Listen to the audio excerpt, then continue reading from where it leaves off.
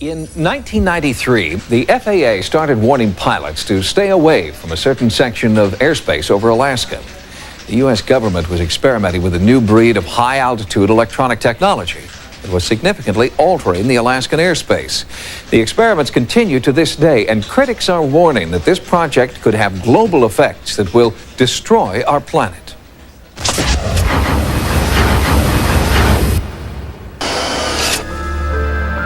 In Alaska, the rugged, pristine wilderness is timeless, most of it remaining just as it has for thousands of years. In the midst of all this natural beauty, just outside the small town of Decoded, stands an enormous and seemingly harmless antenna farm.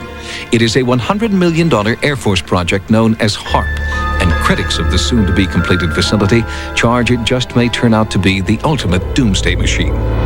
It's got all the marks of Dr. Strangelove on it. HAARP is an acronym for High Frequency Active Auroral Research Program. According to Program Manager John Hesher, HAARP is a research facility designed to study the ionosphere. All the military have communications, surveillance, navigation systems whose paths either traverse the ionosphere or reflect from it. And so we need to be very careful about what we know about it and how we study it. What we're interested in is what is the effect of a large input of energy on the ionosphere. The ionosphere is the outermost layer of the Earth's atmosphere. It is part of an electromagnetic field that keeps out harmful solar and cosmic radiation. One visible effect of the sun's rays hitting the ionosphere is the aurora borealis, known as the northern lights. The ionosphere also plays a vital role in worldwide radio communication. The first transmission of radio waves across the ocean were quite a surprise when it was first done. People thought there'd be no chance to transmit the signals across the ocean by wireless. And in fact, what the ionosphere does is act like a mirror. And so you transmit a signal and it bounces off the ionosphere, then it bounces off the Earth. When HAARP is fully operational, it will transmit extremely powerful blasts of high-frequency radio waves directly up into the atmosphere, superheating the electrons that make up the ionosphere. This will cause them to disperse, effectively punching a hole in the ionosphere. But after you turn the instrument off, this thing kind of moves around and it gets replenished. And within a few minutes, it's back to where you can't even detect that there's a hole anymore. The Air Force says that manipulating the ionosphere and studying the effect will allow them to improve the efficiency of communications, navigation, and surveillance systems. But researchers outside the military see HAARP as a high-tech weapon with global implications. The way I see HAARP as it is right now, it is a premier, top-notch, high-energy radio physics experiment, and it has definite military applications. Journalist Mark Farmer lives in Alaska and has written about the potential impact of HAARP for both Jane's Defense Weekly and Popular Science magazine. He believes that HAARP will be used to take giant X-rays of Earth. Earth-penetrating tomography is a technique using extremely low-frequency radio waves. Today in geophysical probing, scientists will use explosives or a machine that thumps the ground to produce these waves, but HAARP will stimulate the auroral electrojet to make an antenna thousands of miles long that will emit these ELF waves. Farmer's research indicates that the extremely low-frequency waves would be capable of penetrating several kilometers into the Earth, ferreting out nuclear storage facilities and other underground military installations. This is producing surveillance systems able to detect stealthy cruise missiles and aircraft. These are systems that will enable us to communicate at higher data rates and at greater distances with our ballistic missile submarines. While the Air Force insists HAARP is not an offensive weapon and is necessary for continuing national security, Alaskan native Nick Begich proposes a different scenario in this new book. The things that we found in other Air Force documents, one in particular was a document put together in '82. The document was called Low Intensity Conflict in Modern Technology, with a foreword by none other than Newton Gingrich. In one section spoke about using radio frequency radiation transmitters for disrupting human thinking, for basically debilitating troops invisibly by being able to bombard them with radio frequency that was tuned to just the right frequency, in just the right waveform, so as to totally disrupt their mental process and basically debilitate those troops. Because of HAARP's potential to disrupt the Earth's magnetic field, many observers are concerned that it will damage the biomagnetic sensors that migratory animals like salmon and birds depend upon. Anything that HAARP can do to the magnetic field is orders of magnitude smaller than the natural variations of the Earth's field. So I would have to say, no, there's nothing we can do to affect the salmon. But what generates the most concern by far is HAARP's ability to tamper with and punch holes in the ionosphere. The thing that one of the Air Force documents points out is that they want to use this heater to create enough energy in the ionosphere to get a runaway effect up to the next stabilizing level, whatever that might be. It's precisely whatever that might be that worries Dr. Patrick Flanagan, a physicist who believes the ionosphere is extremely fragile. The ionosphere is a chaotic system that is on the edge of instability. So the trigger point for HAARP would be that energy and that frequency which throws the ionosphere into chaos. In other words, it would be that point which throws it over the edge. For example, it is believed that a hole in the Earth's ozone layer has caused an increase in infrared radiation, contributing to the melting of the polar ice caps and forcing New Zealand children to wear protective clothing to school. Flanagan and others believe the potential danger from a hole in the ionosphere is much greater. It could create a change in the ionospheric shield that protects us from cosmic radiation. We're worried about the ozone layer. The ozone layer is nothing compared to what HAARP could do. You know, we're worried about ultraviolet light. That's just a very harmless ray compared to some of those energy streams or particles that are coming from outer space that are being deflected by this natural shield around the Earth. And this is what HAARP wants to play with. Critics worry that HAARP has been placed in the hands of too few, and that international debate is necessary to fully explore all the potential dangers that this project may soon unleash, a proposal in which the Air Force has shown little interest to date. Once we open this box, and it is a veritable Pandora's box, we're not going to be able to close it. And of course, once you acquire a technology, you want bigger and better aspects of it. And then we come into the questions of whether or not, if we go big, if we go better, if we're going to cause damage to our planet. Proponents of HAARP insist the danger has been grossly exaggerated. The project continues to move forward as scheduled and will be fully operational by 1997. Chairman, and thank you to all of you this morning. Very interesting. I wanted to ask a couple questions here about HAARP, the High Frequency Active Auroral Research Program. Several of you at the table have a little bit of a piece here. As you know, this is located up in Alaska. It's currently funded by the Air Force Research Lab. It was formerly funded by the Office of Naval Research. One of the prime customers is DARPA, which is currently running experiments at the facilities here. So questions to several of you this morning. I'm told by the president of the University of Alaska that the Air Force has pulled its support for the facility, and they're taking steps to demolish it or take it down this summer. He's making the argument that there is other opportunities for us, and is trying to find a path where the university might be able to take title to the facility. I'd like to start with you, Dr. Prabhakar. I understand that a lot of folks here on the committee probably don't understand what HAARP does. I think most Alaskans don't really know what HAARP does or why the agency is involved in it. So a very brief explanation, and then a more direct question. Would you be disappointed, or would you lose something if HAARP were to go away? Senator Murkowski, as I think you know, one of our programs has been using the HAARP facility for the research that it's pursuing. And my understanding is that we did get value out of that interaction. The P in DARPA is projects, and we're not in the business of doing the same thing forever. And so very naturally, as we conclude that work, we're going to move on to other topics. So it's not an ongoing need for DARPA, despite the fact that we had actually gotten some good value out of that infrastructure in the past. Understood. Then to Dr. Walker and Mr. Schaefer then, Dr. Walker, your agency is currently running the facility.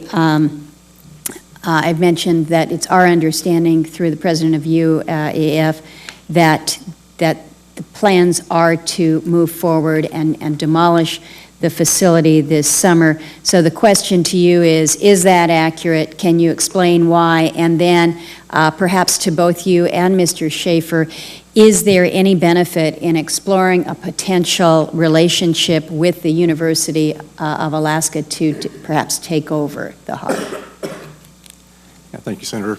The Air Force has gotten great value out of Haarp in the past. We took over from the Navy and managed it and actually did a number of experiment campaigns up there and have finished our work that we're interested in doing up there. We've moving on to other ways of managing the ionosphere, which the Haarp was really designed to do, was to inject energy into the ionosphere to be able to actually control it. But that work has been completed. The Air Force has maintained the site for other government agencies to use for several years now. And with DARPA completing their project, that's our last government customer that we have in the site. We have put out a call government-wide for other agencies that had interest in managing the site or taking it over, and including going out to academia and seeing if there was any interest there. We have gotten interest from the university in Fairbanks. However, the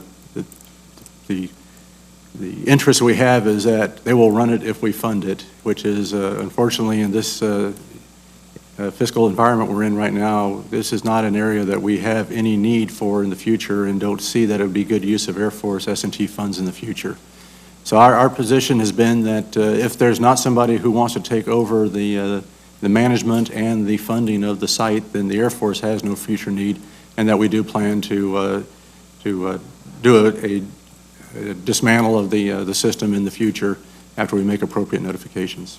When you say in the future, do you anticipate that it would be this summer then, or would there perhaps be more time for the university to try to figure something out? We would prefer to start this summer. We would like to get the critical equipment out of the site before the winter. The harsh winter in Alaska does lead to a very costly winterization to maintain the site, and we'd like to avoid that if we can. Okay. Mr. Schaefer, if you have any comments on that? Yes, ma'am. So I'm torn on this because my background is as an atmospheric scientist, and I think the facility is just a world-class facility. That said, we've worked very hard with the Air Force, with the Office of Science and Technology Policy over the last 18 to 24 months to find another sponsor for this, because it really, as you've heard the other people at the table, we, the department, have gotten the research value out that we need for the facility. We've also worked with University of Alaska Fairbanks to get some other person to pick up the long-term, just pure scientific research that Haarp offers the promise of. But with all the other issues and problems and challenges facing the department at this time, we just don't see that investment over a long-term period is where we would prioritize our investment. So we've been working with other agencies, trying to get agencies like National Science Foundation, Department of Commerce, who runs the National Ocean and Atmospheric Administration, to pick up the Haarp facility. No one else wants to step up to the bill, ma'am.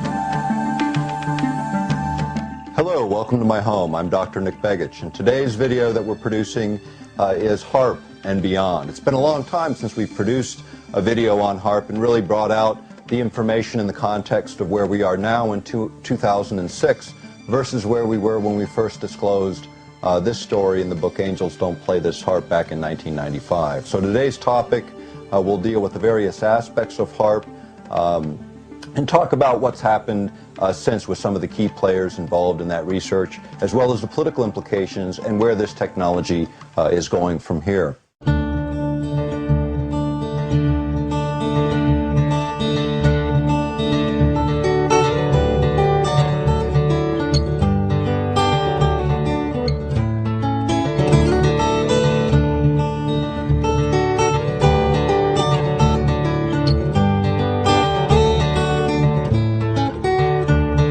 This may be the first time that you've seen a video or gotten familiar with any of our work, so I want to give you a little bit of background on me. I'm Dr. Nick Begich. I have a doctorate in traditional and complementary medicines. I come from a political family here in Alaska, second generation of political involvement here. I also have a background in education, being twice elected president of the Alaska Federation of Teachers and the Anchorage Council of Education. I've written 3 books, co-authored with James Roderick and Gene Manning. And am presently the executive director of the Lay Foundation on Technologies, which is involved in researching and educating the public on technology issues. And currently it's providing us a great deal of the research base necessary to produce this video and much of our work into the future. Welcome to my library. I want to start with a little discussion of the Lay Institute on Technology, Inc., which was set up as a Texas nonprofit corporation primarily to educate the public on the impacts of technology. And as a result of that effort and my work with Dorothy Lay, the founder of that foundation, we're able to continue to archive and develop material that's useful for research projects like this and many others. In fact, all that material now is posted on the internet at www.layinstitute.org. And if you go there and you look at the site, there's an area called EPI Search, and that is our research index. And so if you go there, you can search any keyword. You can look up HAARP or climate change or radio or microwave or any of the words that are of interest to you, and you'll see every document that we've stored there on those archives available to the public in a way that makes it more useful in researching these issues. So take a look at that. It's useful in conjunction with this production today. But let's get back to the Haarp issue and where that issue began for me. Haarp started really with a very short segment, a little article actually in a magazine called Nexus, an Australian journal. I read the article, and it was about a project taking place here in Alaska called Haarp, the High Frequency Active Auroral Research Project. And at that time, it was being operated by the U.S. Navy and Air Force in developing what they called a developmental prototype for weapons applications of a very, very large radio frequency array or field of antennas located here in Alaska. And so, what happened when I read that article is I looked at it and I thought, Alaska is a big place geographically, but when you think about it politically, it's very small. We have a small population. You tend to hear about what's going on, and virtually nothing had been reported in our local media regarding this project. And I'm kind of a curious person, and the article was pretty outrageous in what it was claiming. So I went and looked at what was available, first by searching the sources that were cited in that article at our local library, LUSAC, which happens to be one of 78 libraries at that time in the country that were designated as federal repositories, places where any unclassified federal record are either stored or they have to produce it for you for free. So it's an incredible research library here in Anchorage, and as I said, 78 of them around the United States. As a result, we were able to verify all of the sources in that article. That got me pretty concerned, and I went next to talk to Trustees for Alaska, which is one of the larger sort of umbrella environmental groups in Alaska, and my thought was, with the implications of this system, this group certainly had to be following the issue, and surprisingly, they weren't. In fact, they said the Audubon Society was looking at it. So I went over to the Audubon Society in Anchorage and talked to them. They had a very short file on the Haarp project, and basically what they were concerned about was the few hundred of acres of wetlands that were going to be disturbed, and they were concerned about the flyway, where birds, migratory birds, were coming across that particular region. But those were their only concerns. There were much, much bigger implications to HAARP. Discovering that virtually nobody was following the issue, it seemed like a very, very important issue to me. And so what I did is I sent a large amount of material, including the technical specifications for the array, to a friend of mine, a physicist, who had the background to take a look at whether or not the claims on this facility were actually real and whether it really was a threat. The conclusion that he and others made was that it was a very significant issue, one that needed some public attention, and they insisted that I write an article about the subject. And so that began, for me, a journey that's now lasted 11 years in dealing with this issue and those things that came out of it. But let's talk about what HAARP can do. As I said, it's an array, a field of antennas. And what it essentially started as was 48. 6 in one direction, 8 in another direction, and these are 72 feet tall with a cross dipole. So they're a column going up and then a cross dipole going like so. And by firing these antennae in a very specific order, you can focus the radio frequency energy, concentrate it to a relatively small area, up in an area above the Earth's surface called the ionosphere. And let me explain sort of where the ionosphere is. You've got to look about 30 miles above the Earth's surface for the very beginnings of the ionosphere, and then it stretches out perhaps as far as 400 kilometers out into space and even further in the upper reaches of the ionosphere. And it acts as an electrical shield, if you will, an energized area of our environment, so that cosmic radiations coming in from the sun and from space hit this layer, and it acts as a filter, filtering out particle streams that would make a life on planet Earth impossible without this. Now, people talk about ozone depletion as a major issue, and it certainly is, and we'll cover that in another video in this series. But let's talk about a hole in the ionosphere, which would be significantly greater than any problem attributed to ozone depletion by comparison. Because of the kinds of radiation, it wouldn't be just ultraviolet radiation, as is the case with ozone. This would be very, very dangerous particle streams that would literally alter the genetic blueprint of the planet. So this is the area that the military is targeting as their research area in the developments of HAARP. And HAARP was originally invented by a guy named Dr. Bernard Eastland, and it was an original concept that he had, and he had had this idea that you could create a shielding effect. And let me talk a little bit about what kind of effect that might be. When you look at the ionosphere as this layer around the Earth, and then if you think of the Earth as also kind of a giant motor that's spinning around, and with that comes magnetic field lines. And these field lines go from the southern part of the poles all the way up, and they wrap around, they come back in at the northern polar regions. And in these polar regions, where those magnetic field lines interact with the atmosphere and oxygen and nitrogen, you get the aurora borealis, or the northern lights. Or in the southern hemisphere, you get the equivalent of our northern lights, and it's where this energy is interacting with the atmosphere. Well, by using these naturally occurring field lines, you can actually manipulate energy coming off the ground, coming off of a field of antennas like what HAARP has in Gokena, Alaska, which is just 250 miles northeast of Anchorage. This facility that was built in the early 1990s has been advanced significantly. It started with 48 antennae. They now have 180 in the array, eventually 360.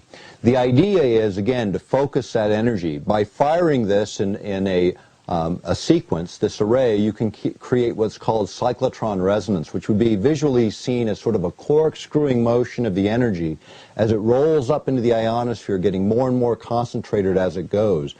Just the opposite of the way radio frequency energy generally works when it comes off of a broadcast antenna where we hear radio programs today. What happens in that case is the energy starts out concentrated, spreads out very, very rapidly, in the same way that light from a flashlight spreads out very rapidly. They follow the same basic principles in physics. But as with light, it can be concentrated in the form of a laser, where that light is concentrated and very, very powerful at far distances. The same is true, by analogy, with radio frequency energy and the Haarp array. That's what makes it so much different than anything else on the planet. The upper limits of the array in terms of effective radiated power, which is not the input power, but it's the effective radiated power, how that energy actually relates in the environment. In this case, the desired level is 1 billion watts of effective radiated power, a huge amount of energy. And being able to manipulate that energy in a variety of ways for weapons applications. Now, why would they locate a facility like this in Alaska? You remember when I was talking about those magnetic field lines surrounding the Earth? The idea was that if you could send cyclotron resonance, this energy coming off of the radio frequency array, this radio frequency energy in this form up to those magnetic lines of force, they'd corkscrew themselves around them. And instead of the energy flowing north to south, the energy would be using that as a waveguide to go from north to south, the opposite direction. So in this case, what then happens is, as you energize these field lines around the planet, any object passing through them would encounter a huge amount of energy that would disrupt the avionics, the electronics that control the flight path of intercontinental ballistic missiles or anything else in the region, including satellites, low-orbiting satellites, and the like. So the idea was to create this shield. That was number one. The amount of energy that was required was huge. So Dr. Eastland went to ARCO. At that time, Atlantic Richfield had huge natural gas resources on the North Slope of Alaska, ideally suited, according to Eastland's patents, for exploitation for this technology, because natural gas supplies would allow the conversion to electrical energy using magnetohydrodynamic generators, called out in Eastland's patents. And then from there, that electrical energy could be fed into this huge array and then sent up to the ionosphere for the various weapons applications. So the ideal situation presented itself in the early 90s, and it was location within the boundaries of the United States for a ground-based system that in effect, as we go through the day today, you'll see has all of the ramifications that were being sought in the 80s under the old Star Wars concepts. The idea of a global missile shield or protection from adversaries using low-orbiting space platforms and the like. So here we had a technology emerging that could solve those things. For Atlantic Richfield, it was great because there's no gas line presently coming out of Alaska to bring that gas to market. And we've been producing oil from that field for over 30 years, yet we can't get the natural gas. So for ARCO to be able to sell the gas to the military right where it is offered tremendous advantage. So they set up ARCO Power Technologies, Inc., a subsidiary with 30 employees. They originally bid on the Haarp project after selling the concept to the military in the early days, in the late 80s. Dr. Eastland actually put together that original team that became ARCO Power Technologies, Inc. Now what they did as a subsidiary, they had no track record of military contracting. They had really no history at all. They bid for the Haarp construction and applications on that project and won. And who did they bid against? Raytheon Corporation, for one. Raytheon at the time was was the 44th largest company in the world, according to Forbes magazine. And they were the inventors of things like the Patriot missiles and some of the new active denial systems being promoted today. In other words, they had real weapons applications and histories, yet this little subsidy, ARCO Power Technologies, won the contract. Now, in public procurement, the way you win those contracts is actually through what's called proprietary information. Certain companies are given extra points and advantage if they hold the technical knowledge necessary to carry a project out. In this case, ARCO Power Technologies, Inc. own those 9 critical patents associated with the Haarp program. And those are cited in the book Angels Don't Play This Harp, along with over 300 military, academic, and mainstream media reports on Haarp. So that's the place if you really want that detailed source material. Get the book, take a look at the bibliographical indexes, also look at the Lay Institute site. The fact is, what happened in all of this development was this excitement from ARCO, because here it was. They were going to make money on gas they could never make money on before. But what happened is the company went through some controversies, some changes. Company eventually sold. Actually, ARCO's no longer here.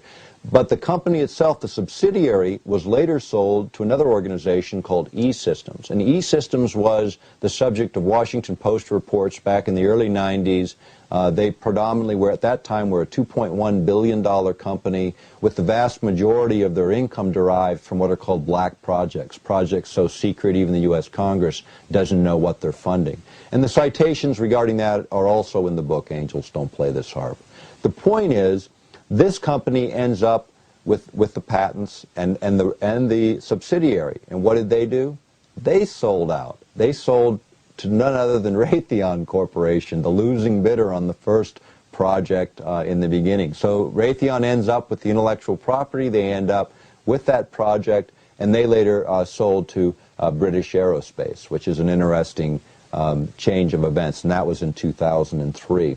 The project also shifted in 2003 from the Navy and the Air Force over to DARPA, which is the Defense Department's research agency that deals with, again, very, very classified research and projects.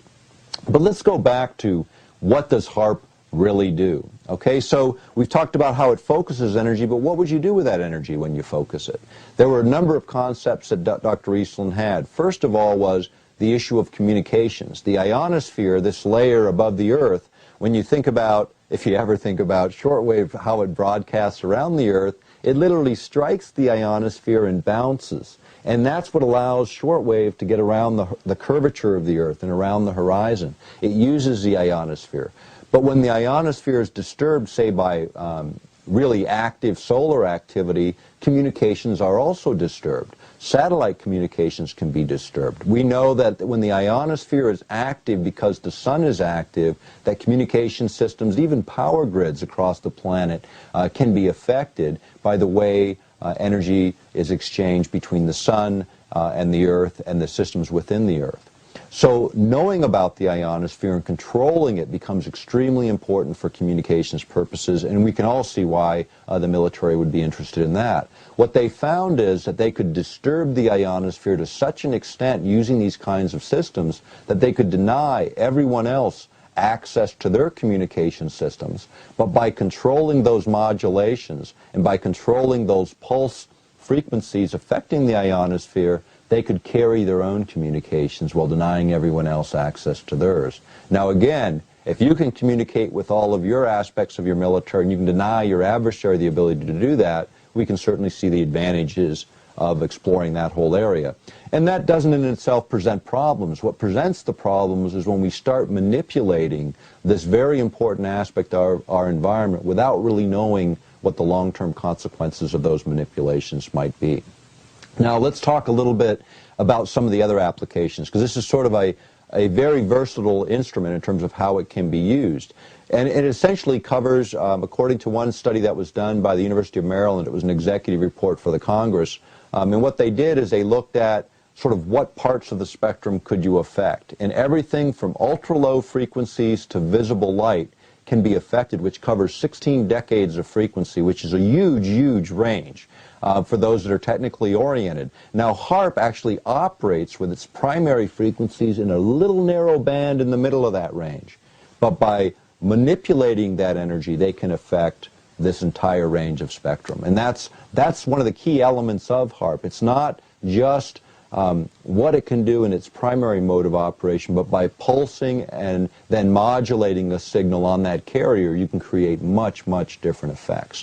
One of the other effects that Dr. Eastland pointed out in his patent was the idea of being used for over-the-horizon radar. Now this is really interesting because the old technology for the over-the-horizon radar, as things got in close, things would become very distorted so you couldn't see them. And you could really only see things at pretty high elevations. You couldn't see things, for instance, like cruise missiles coming in at those very low ground elevations.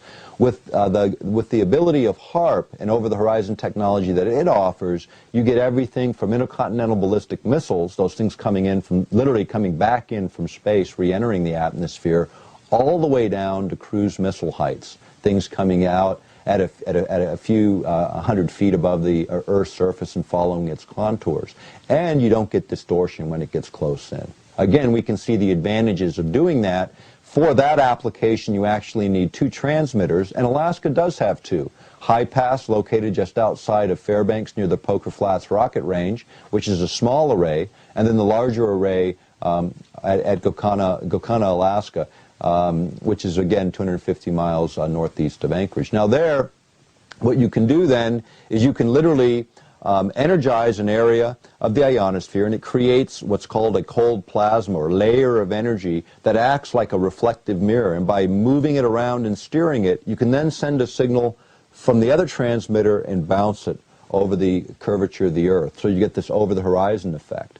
If you use, again, one of the other patents in this cluster held by Arco Power Technologies, Inc., is a gamma ray detector designed for satellite-based applications, and utilizing first the Haarp system to create a unique energy pattern around each of the incoming objects, then using gamma ray detectors based on satellites, they could actually determine which of those incoming objects carry nuclear payloads and which ones are simply decoys. Extremely important, because in all nuclear scenarios, except for those by rogue states, we envision 100,000 incoming objects, of which only perhaps a few hundred actually carry nuclear payloads. Now, we don't have the capability of knocking out all of those objects, but if we could isolate the real threats, those that carry nuclear payloads, then obviously an advantage is gained there.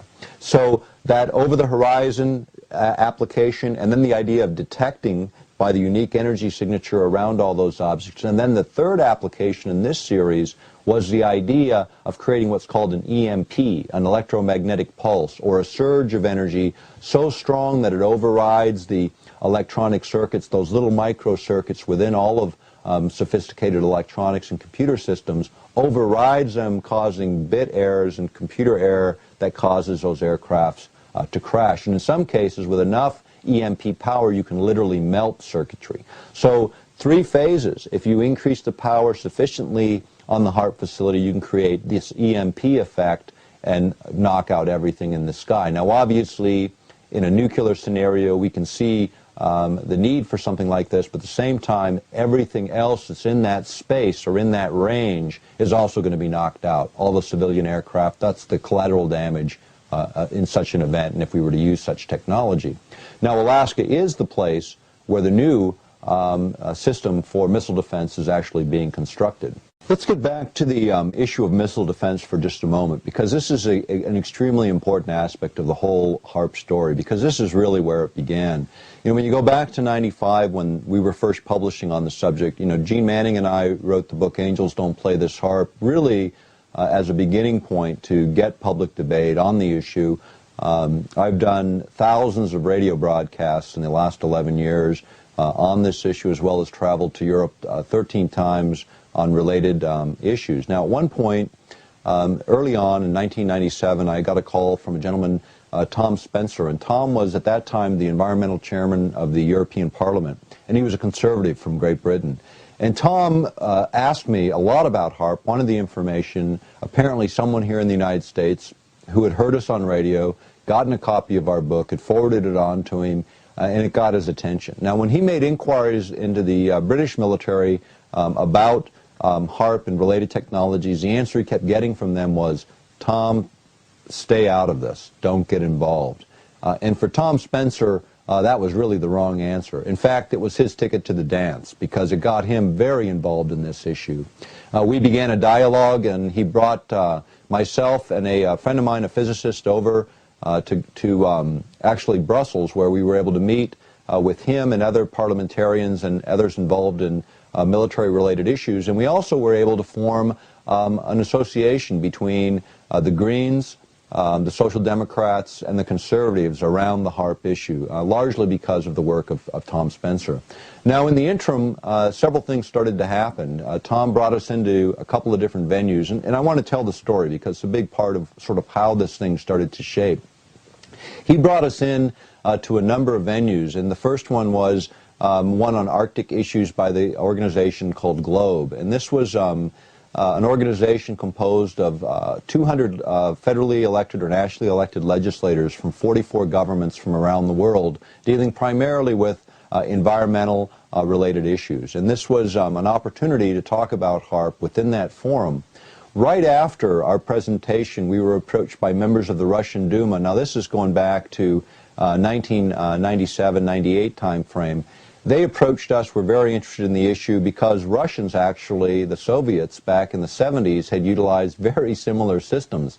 In fact, if you go back, there was a signal that was reported by shortwave broadcasters as the woodpecker signal, and it was this irritating noise that they would pick up on shortwave broadcasts. They triangulated the positions back to 5 transmitters in the former Soviet Union that were responsible for creating those signals. Those were the early predecessors to HAARP, and we'll get back to that in a little bit. But in the European Parliament, Tom Spencer then became chairman of the Foreign Affairs Committee, the most powerful committee, or one of the most powerful in the European Parliament. He then was able to bring us back to testify in the Security and Disarmament Subcommittee of the Foreign Affairs Committee on the issue of HAARP. And what eventually happened is several sections were included in a European Parliament resolution on disarmament, specifically addressing the problems associated with HAARP. And what we were able to demonstrate there are many of the applications and uses by presenting non-classified military documents as well as the planning documents from the facility, and in tracing and showing the history of this facility. The Europeans acted, as did later the Russians in 2002 when they passed their own similar resolution. The problem, going back to that testimony in the European Parliament in February of '98, was one issue that we raised where they had strong objections. And we had said in that hearing that the United States would unilaterally abandon the ABM treaty, the Anti-Ballistics Missile Treaty with the former Soviet Union, considered one of the anchors in world peace globally by Europeans and our traditional allies as well as our adversaries. The idea that we would abrogate that without cluing in our traditional allies in Brussels and throughout Western Europe, they just couldn't accept. The fact is, we had said it would happen within a year. We were off by 3 months. It was 3 months later that the United States began their moves, which eventually led to the abandonment of that treaty. This was done under both the Clinton administrations and the Bush administrations. Even though Clinton had said he would never support this kind of move, he in the end, in fact, did. What happened then is a lot of concerns because we were so right on in terms of our predictions of what was going to happen. We even gave them the rationale that the senior senator from Alaska, Ted Stevens, would use, which was, there is no Soviet Union, therefore there is no treaty. That's what he said on the floor of the United States Senate in the prelude to the abandonment of that treaty. This is a problem, and it has been a problem for our European allies, and probably was one of the most significant points of disembarking from a policy of cooperation, because when you think about it, they really should have been clued in. Parliamentarians should have been part of a dialogue that involved something so strategically important to them, our traditional allies, our NATO allies, the abandonment of a fundamental treaty. The other issue, going back to HAARP, that was raised in the hearings was this whole issue of how else would it be used, what are the implications environmentally, etc. And you know, we were supposed to have a 15-minute presentation. They actually gave me an hour and a half to present on these issues because of the ramifications of HAARP. They later issued a report that didn't just include the ramifications of HAARP, but all of these systems associated with it, and this whole direction in technology that's taking place today, of which HAARP is just a small part. But let's get back to some of the other applications of HAARP and some of the other things that it can do. One of the other applications that came up early on was the idea of what's called earth-penetrating tomography. Let me make that really simple. By analogy, it would be like X-raying the Earth or looking into the Earth several kilometers or several miles deep to look at underground structures for mineral deposits, nuclear facilities, tunnels, mining facilities, all those kinds of things can be detected by earth-penetrating tomography. Now, the way that this would work with HAARP is really unique, and this is again going back to Dr. Eastland's patents. By sending this energy up, this focused energy up to the ionosphere, what they can do is they can pulse the energy, so it acts like a punch. So it's punching the ionosphere with this force that causes the ionosphere to vibrate in resonance, in harmony with this signal on the ground. So, for instance, in in Norway, where they have one of these facilities operating, they were able to play Wagner in a way that got the ionosphere to literally vibrate to Wagner, as an example. In the low frequency range, extremely low frequency range, the ELF range, it sends a signal back to the Earth, and ELF signals are very long wavelengths. And what they do is they penetrate the Earth and sea all the way through the Earth and sea. Nothing stops these ELF signals from penetrating. Unlike the shorter wavelengths, the millimeter and centimeter wavelengths of other communication systems, microwave systems, and so on, these don't penetrate very deep, so they can't get down to, say, submarines at depth. So the way we communicate with submarines around the planet is we use 14 to 26 mile long antennas buried under the ground that create these ELF signals. They're in Michigan and Wisconsin, and some out on the Aleutian chain and other locations around the world. What Haarp offered was a new technology that would literally change the ionosphere. By sending that energy up and pulsing it in, the ionosphere then acts as a broadcast antenna, sending back energy to the Earth in the ELF range at fairly low energy concentrations, approximately the same as what the Earth naturally produces. These signals penetrate the Earth, and their character is measured by instruments on the ground or low-flying objects that can then pick up these signals and then determine exactly what those underground structures look like. In MSNBC, right after 9/11, November 27th, 2001, there was an MSNBC report where they cited Haarp as a useful technology to use in Afghanistan for locating all of those underground facilities and the like. And the reason that they knew it would work in those applications is going back to 1995 and the congressional appropriations under the defense budget in that year. They appropriated $11 million to Haarp to test just that application under the caveat that if it didn't work for Earth-penetrating tomography, or they didn't test that application, it wouldn't get any more funding. Now, they tested the application, and on a program on the ionosphere, on a show called Horizons, aired on BBC TV, a professor from the University of Maryland, Professor Papadopoulos, actually talked about the results of the Earth-penetrating tomography tests with Haarp, where they were looking at underground mining facilities in the area surrounding Fairbanks, Alaska, and were able to determine with 99% accuracy the location of those tunnels when comparing them to the actual maps and surveys of those underground workings. So they proved the technology would work. If you go back to Atlantic Richfield, the oil company that started this whole project, you can see why they would be interested. I mean, if you get a whole profile of the entire North Slope regions of Alaska and other oil-producing regions of the world and know with certainty what's under the ground, great things for their perspective and their shareholders could be gained. In fact, an expert in this area was able to look at that idea, this Earth-penetrating tomography issue, a guy named Brooks Agnew. Brooks Agnew is an interesting guy. He's a specialist in Earth-penetrating tomography, and actually there's an article by him posted on my website at www.earthpulse, P-U-L-S-E, earthpulse.com. At that site, you can read the article in detail, but basically what he found is back during the 80s and 90s, he was doing work in earth-penetrating tomography for the oil industry. And what he was able to do is with 30 watts of power, which is nothing compared to 1 billion watts of effective radiator power with Haarp, but with 30 watts of power, he was able to get profiles of ground strata several kilometers deep. And he actually used this with a company that's now fairly well known, Halliburton. He went around to 9 states and 26 known drill sites where they actually knew exactly what the ground strata was and the oil and gas grades that were there. And Brooks Agnew, with his technology, earth-penetrating tomography, was able to determine with 99% accuracy not only the ground strata differentials, but whether there was oil and gas in the ground and the quality of those oil and gas deposits. That is an incredible technology, considering that the method of use was not disturbing in terms of natural systems at those very low power levels. Yet, when you think about oil and gas, those are public resources. Having certainty about where to drill and what to do would certainly change the dynamics of how the industry competitively fought for those resources, and would have huge implications in the economies of the world. But the point of the matter is, that technology is not being used for mineral exploration today. It's being used primarily for military applications, as is the case with HAARP.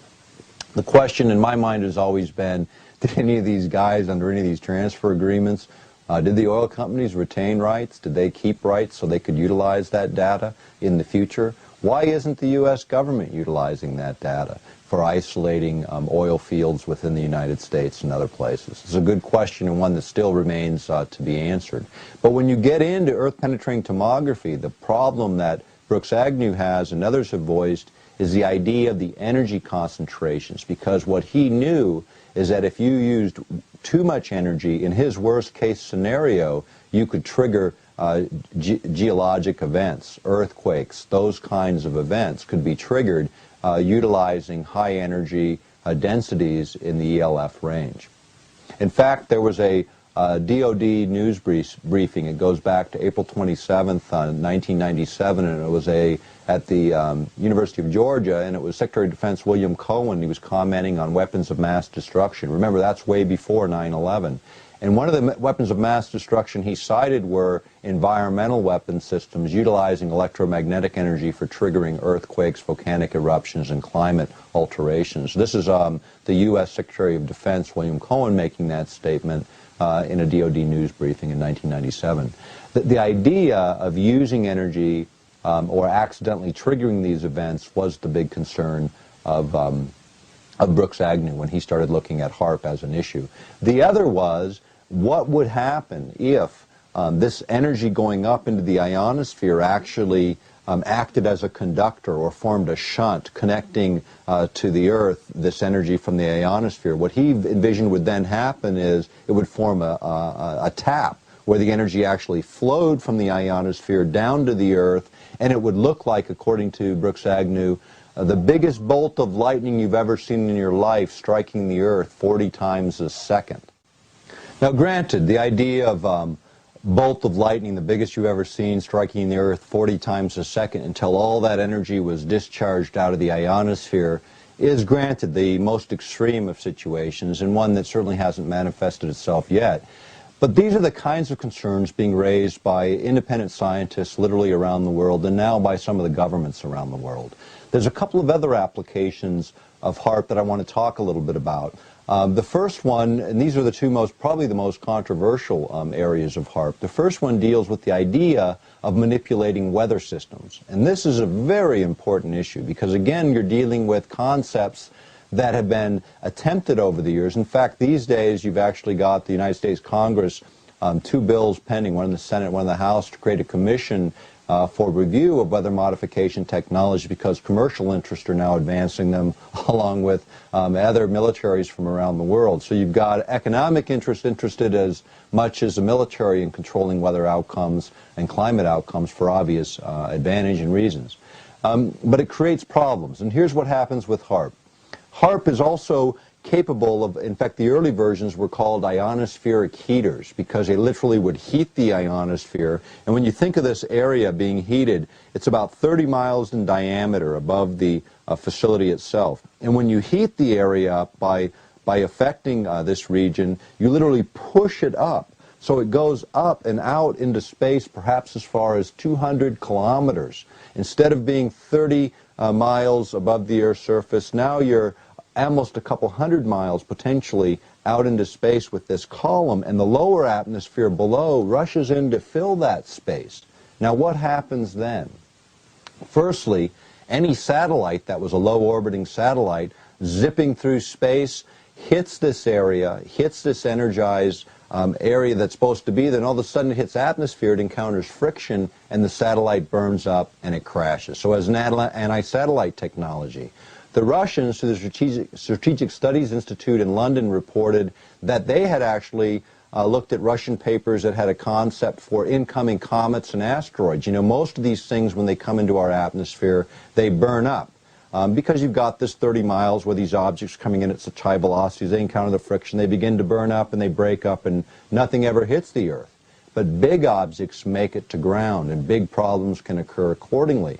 But think about, instead of 30 miles, having maybe 210 miles of range and distance of atmosphere to break up those incoming objects. Much larger objects could be destroyed in that way. That was some of the research that the Russians had done utilizing the technology of their heaters back in the 70s.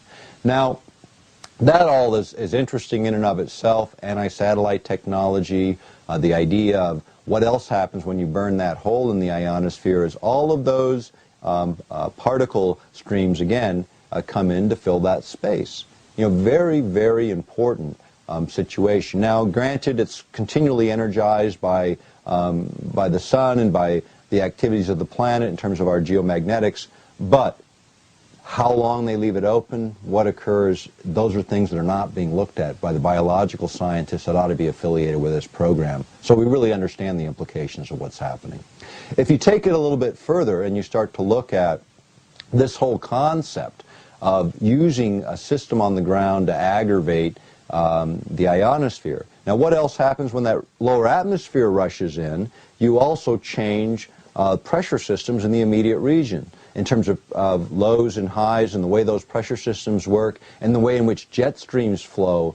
By altering the flow of jet streams, by altering the way the atmosphere is located within an area, that's where you can get these huge, huge problems. Back in the 1977, the United States ratified a treaty where we agreed to not use environmental manipulation as a weapon of war, whether it be to create earthquakes or tidal waves or volcanic eruptions or disturb the weather.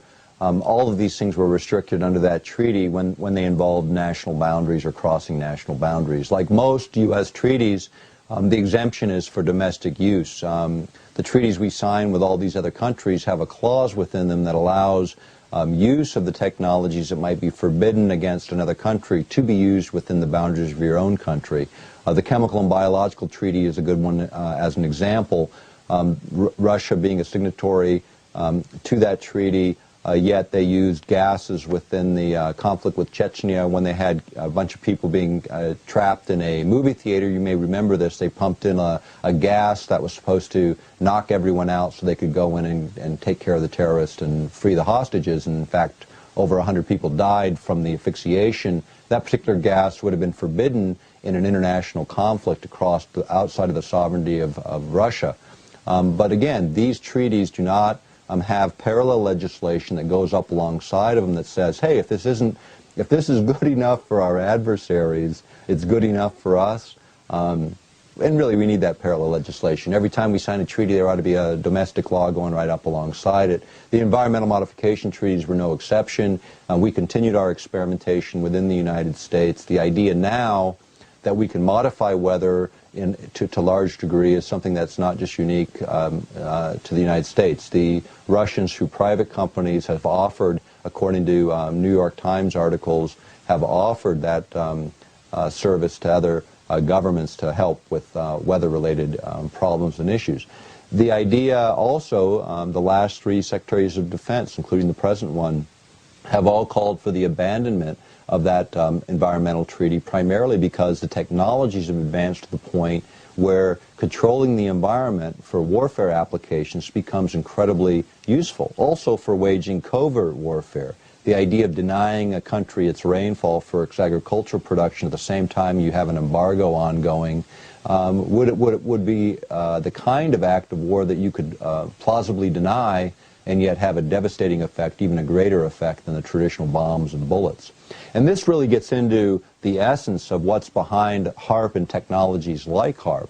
It's what the military now calls the revolution of military affairs, or they refer to it as a revolution of military and political affairs because of the way these things interrelate. What makes governments powerful today in the world is, in fact, their command of technology. If you look around the world, those governments with the highest technology are those that dominate the world scene. So technology becomes important for all of us to at least have conceptual knowledge of some of these projects, including HAARP, but HAARP is just one of many, many projects. And as we took this issue on, there was an underlying problem as well. Some of the things that were developed by the inventor, ideas that should be explored, were being ignored because military had no interest. A good example was Dr. Eastland had this idea that using radio frequency energy, you could actually trigger chemical reactions in the upper atmosphere, which in fact you can. I mean, it's well known. But what you can do by triggering these reactions is you could actually create ozone. In other words, if ozone depletion is truly a problem, here you have a system that can replenish ozone utilizing known laws of science. Likewise, knocking out particular pollutants, again by understanding their interactions with radio frequency energy to be able to neutralize pollutants in the environment. None of these things are being looked at, and yet they offer huge potentials. I've had lots of conversations with Dr. Eastland over the years, and you know, he's got a much different view. I mean, he's a senior scientist, an outstanding physicist on the world scene. His concepts today for advancing energy systems and ways to really free people and utilize his science not for our destruction but for its enhancement. And I think that's where lots of science gets misused when those using it are only seeing certain applications.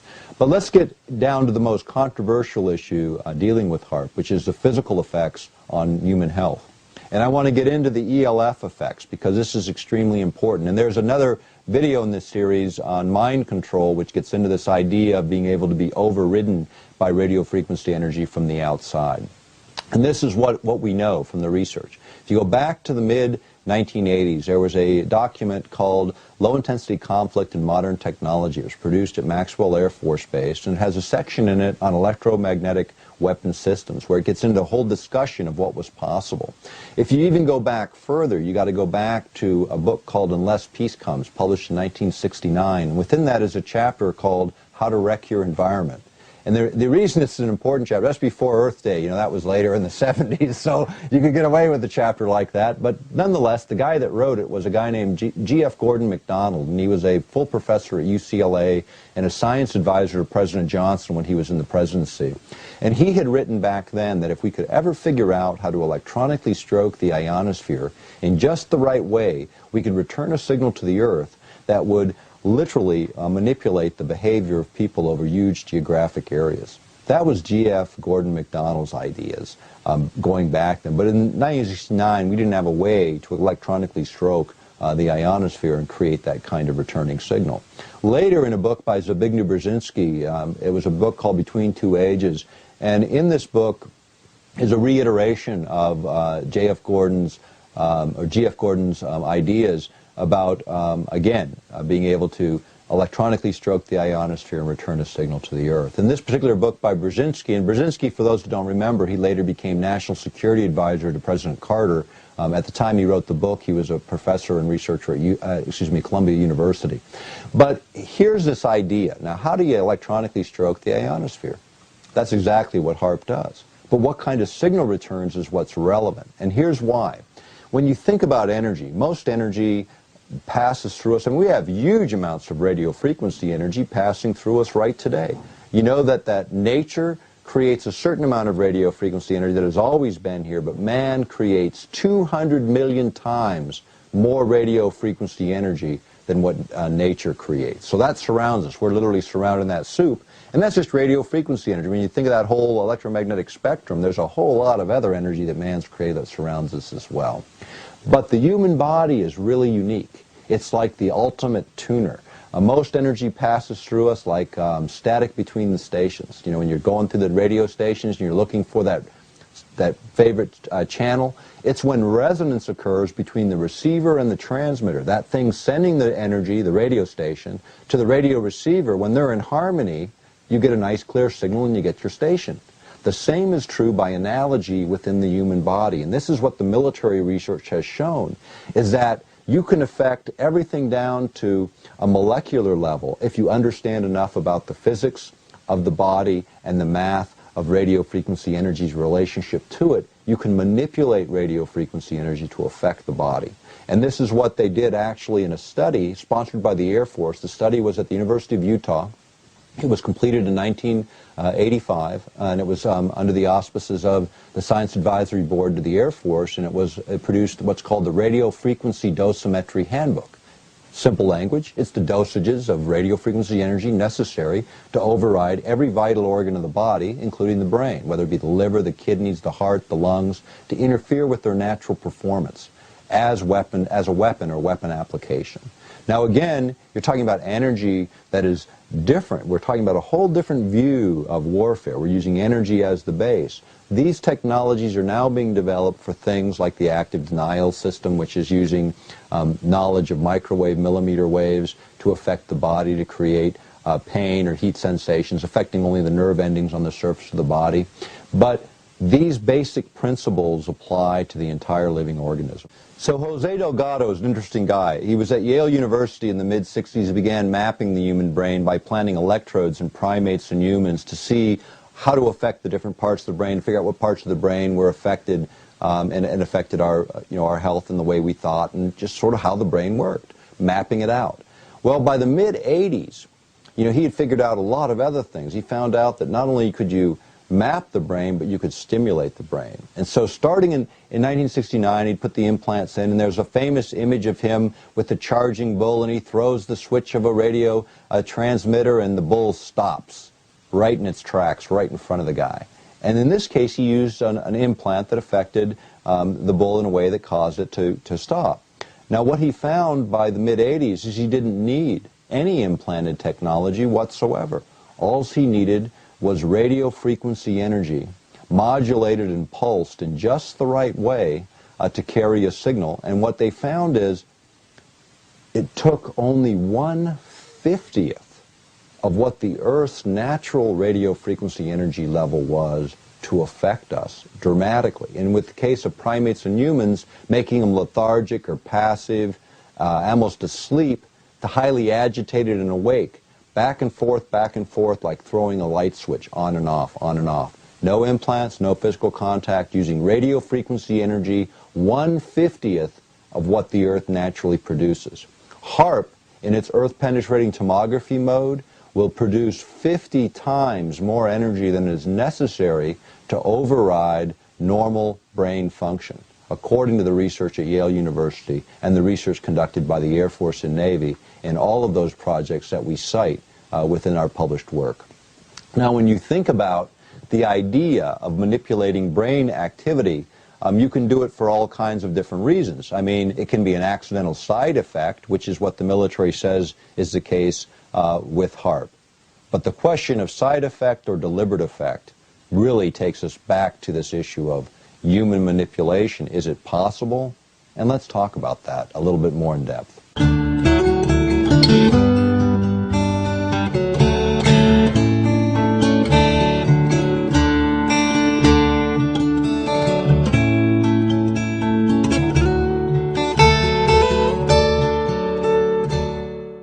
Talking a little bit more about, sort of what happens within the brain and how ELF signals, extremely low frequency signals, might interact. If you look at an EEG and you look at what the brain is actually doing, you look at those patterns, what we know is that the brain exhibits predominant brain waves during certain times and during certain activities. In your very deepest states of sleep, for instance, it's 1 to 4 hertz or pulses per second of the predominant ELF frequency within the brain. In that sort of middle stage of sleep where you're actively dreaming but you're kind of consciously awake at the same time, this is the theta range, approximately 4 to 7 hertz or pulses per second. 7 to approximately 11 or 12 hertz is the alpha range. This is where you are when you're in that zone or ideal place for learning and doing art and that kind of activity. The beta ranges get into where you're actively listening and participating all the way up to agitated states. And what we know is that any external signal, whether it be flickering light, or whether it be binaural beat created by sound, or whether it be electromagnetic energy being pulsed through the body, or radio frequency energy, all of these things at the right pulse rates can override normal brain function and change the way our brain chemistry then looks, because it starts with the energy interactions that then create the chemical reactions that then create changes in our behaviors. So the idea of accidentally triggering these kinds of events or deliberately doing it, as was discussed by Zbigniew Brzezinski and McDonald, the idea that you could literally do this and affect 70 or 80% of the population within a large area.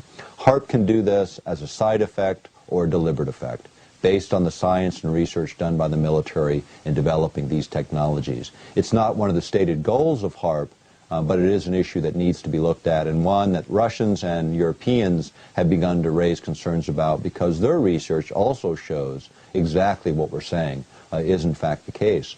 The problem with technology and the directions in which it's going when you consider things like HAARP is we're getting away from the bullets and the bombs and ordnance and going to energy-based technologies. Now, energy-based technologies present some unique challenges. Firstly, from the standpoint of really looking at the damage that we create, we affect living systems and electronic systems, but we don't affect the basic infrastructure of countries. You know, we're about to spend $2 trillion in the total expenditures anticipated in Iraq alone. That is a huge amount of expenditure over the years it's going to take to rebuild it and what has already been spent destroying it. So these weapons are being developed to keep the infrastructures in place, but kill or affect the living people within these regions. So the idea of HAARP being turned to these uses in the future as these techniques and technologies are advancing shouldn't be discounted at all. In fact, it should be expected. It is one of the reasons that international bodies are beginning to complain about this technology's potential abuses. So you've got, when you look at HAARP, a very versatile instrument, from earth-penetrating tomography and earth imaging, affecting weather systems, affecting communications, over-the-horizon radar, global shielding. All of those applications, for obvious reasons, people can see strategic advantage. However, again, when you're dealing with literally connecting a machine on the ground to a component of the environment with the expressed intention of manipulating the environment for weapons applications, that concept alone deserves significant international discussion. And because it's being generated in this country, in the United States, it should have significant public discussion about the ramifications, not just within our own territory, but around the world. And that's what's missing from much of the HAARP debate.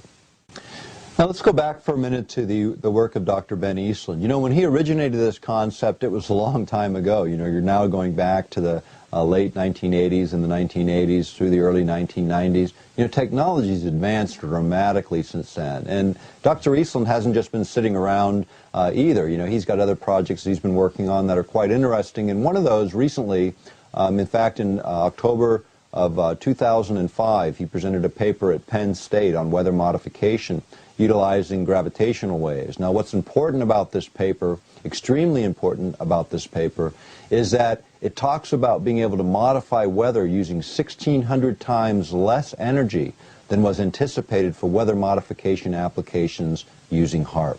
In other words, 1,600 times less energy than was once thought to be needed. It's now understood by him as a physicist in a major university presentation to be possible.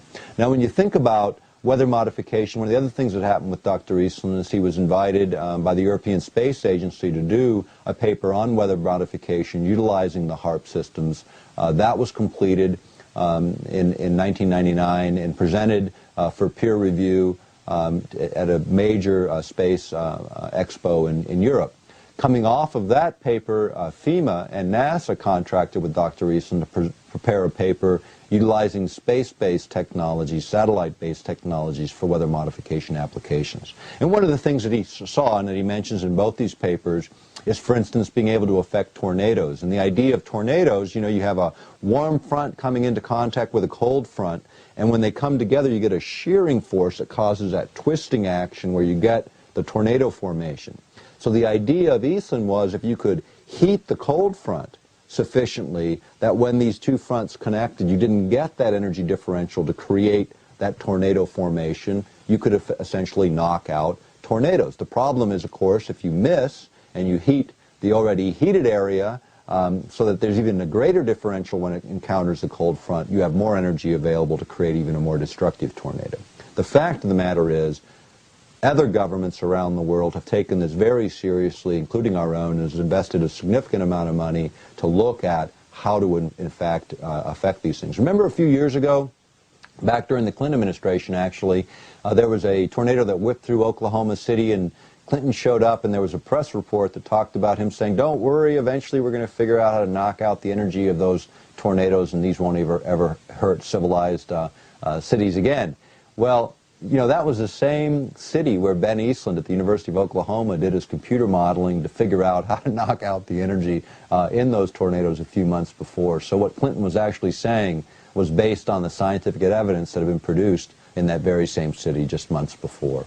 The idea of weather modification continues to be of major interest, again, as we advance this revolution in military affairs, which is this concept of warfare emerging here in the beginning of the 21st century and at the end of the last century.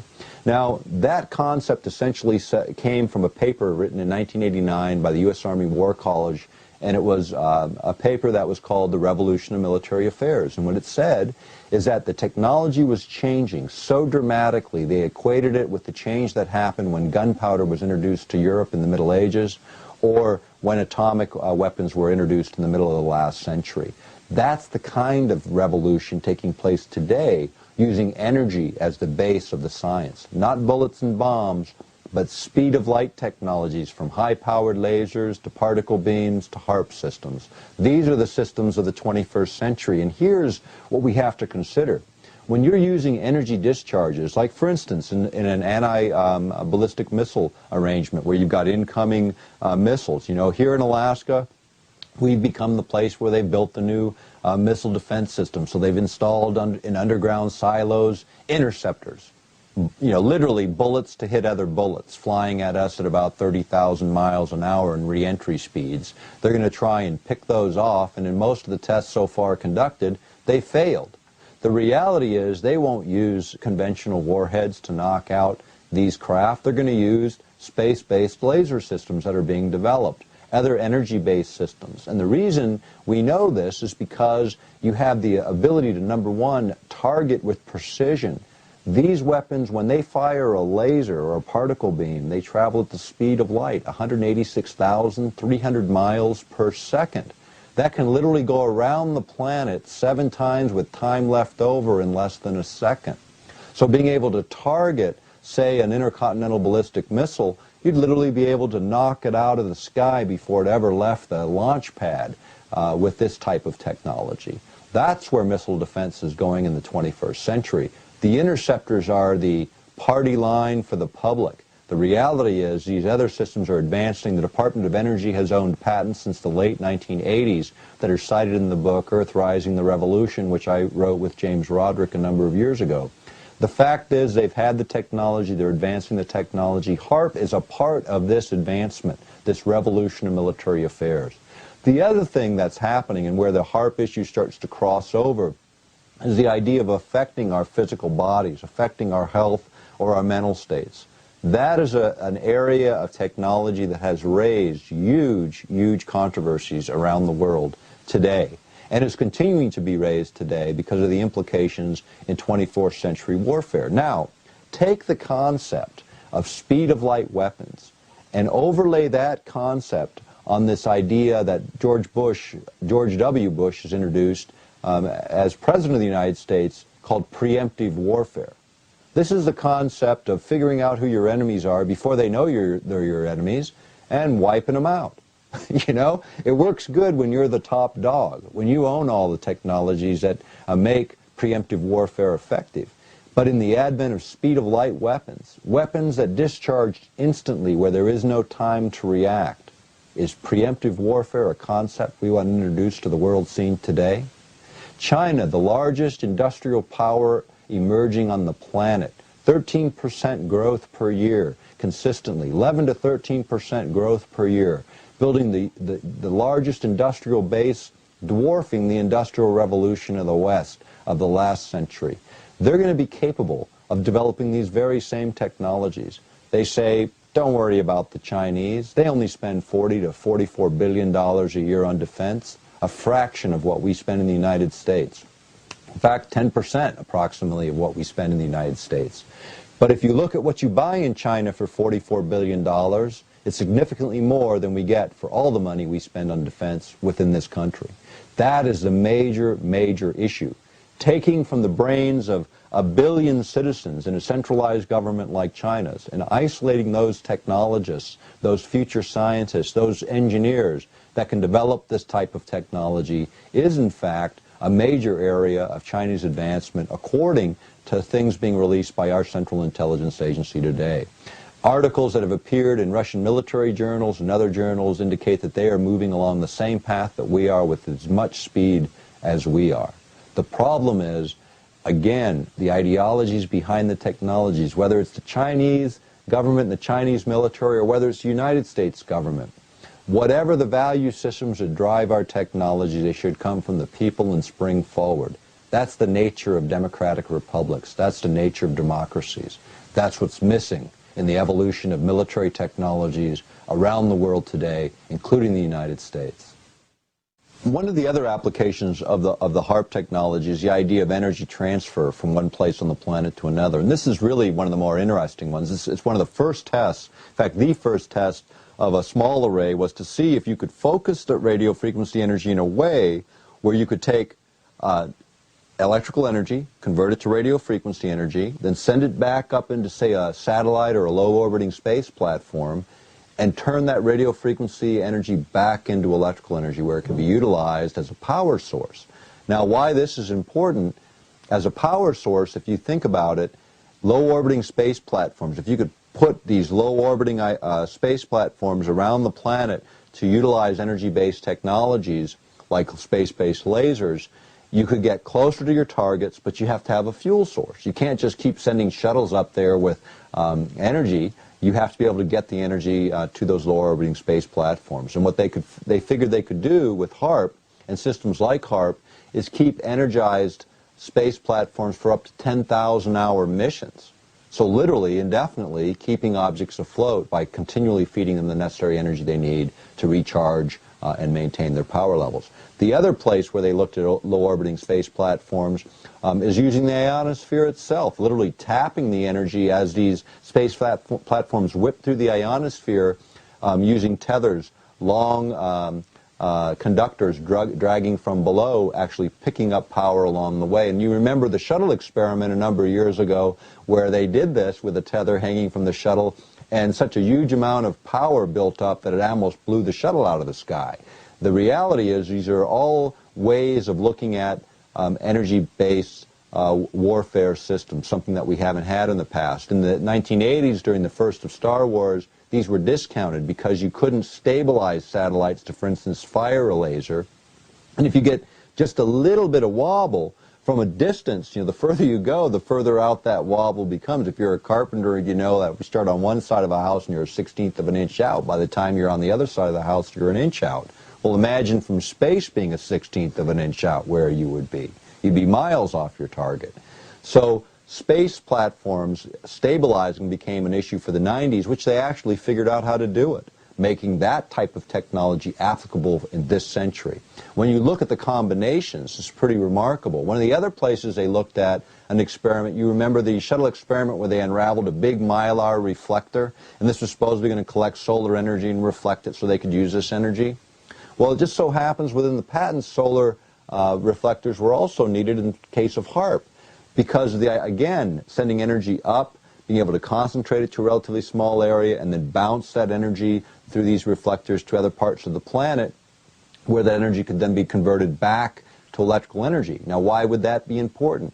Anytime you have a war, you need power sources. If you could literally do it wirelessly and get your energy without moving diesel fuel and all of the stuff that you have to move logistically, that becomes pretty advantageous. So wireless transfer of energy became one of these very concepts. Interestingly enough, during the Hickel administration, when he was governor of Alaska, Glenn Olds, one of his, I believe he was a commissioner of commerce at the time, actually had this concept of wireless transfer of energy for remote places in Alaska. So these concepts aren't new, they're just being revisited in light of new technology. HAARP happens to present a bit of that technology as well. Over the years, HAARP has created, quite a lot of controversy. In fact, when you look on, if you do a search under HAARP, H-A-A-R-P on the internet, you'll find thousands and thousands of sources and documents and materials. Some of it pretty outrageous, quite frankly, and some of it right on target.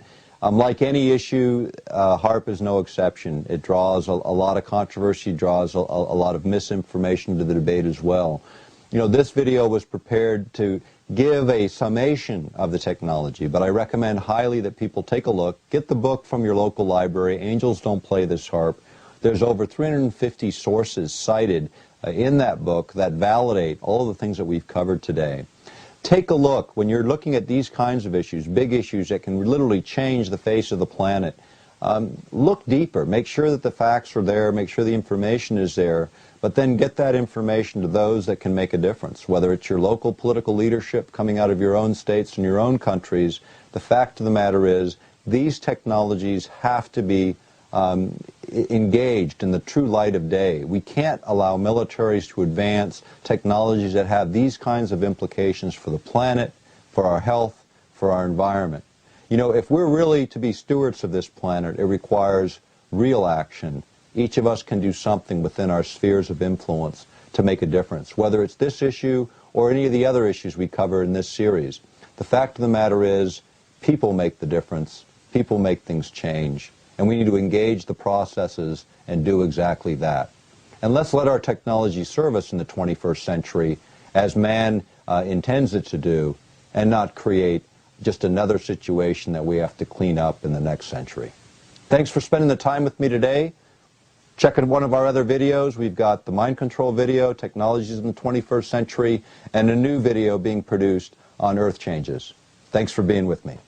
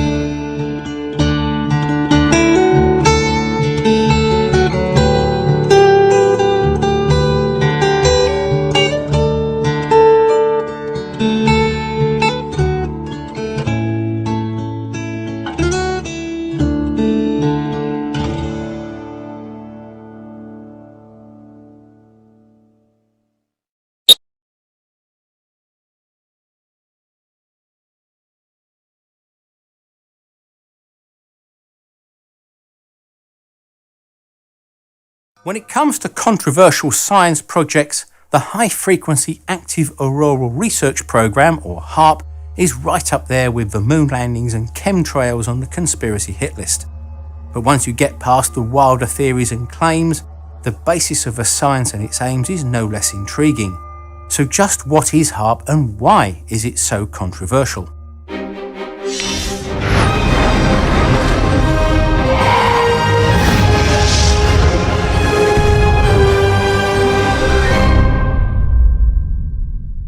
Some of the many reasons why HAARP attracts so much attention comes from the claims of scientifically uninformed theorists that say it can control the weather, set off earthquakes, hurricanes, floods, bring down missiles and planes, disrupt worldwide communications and influence people's minds and moods.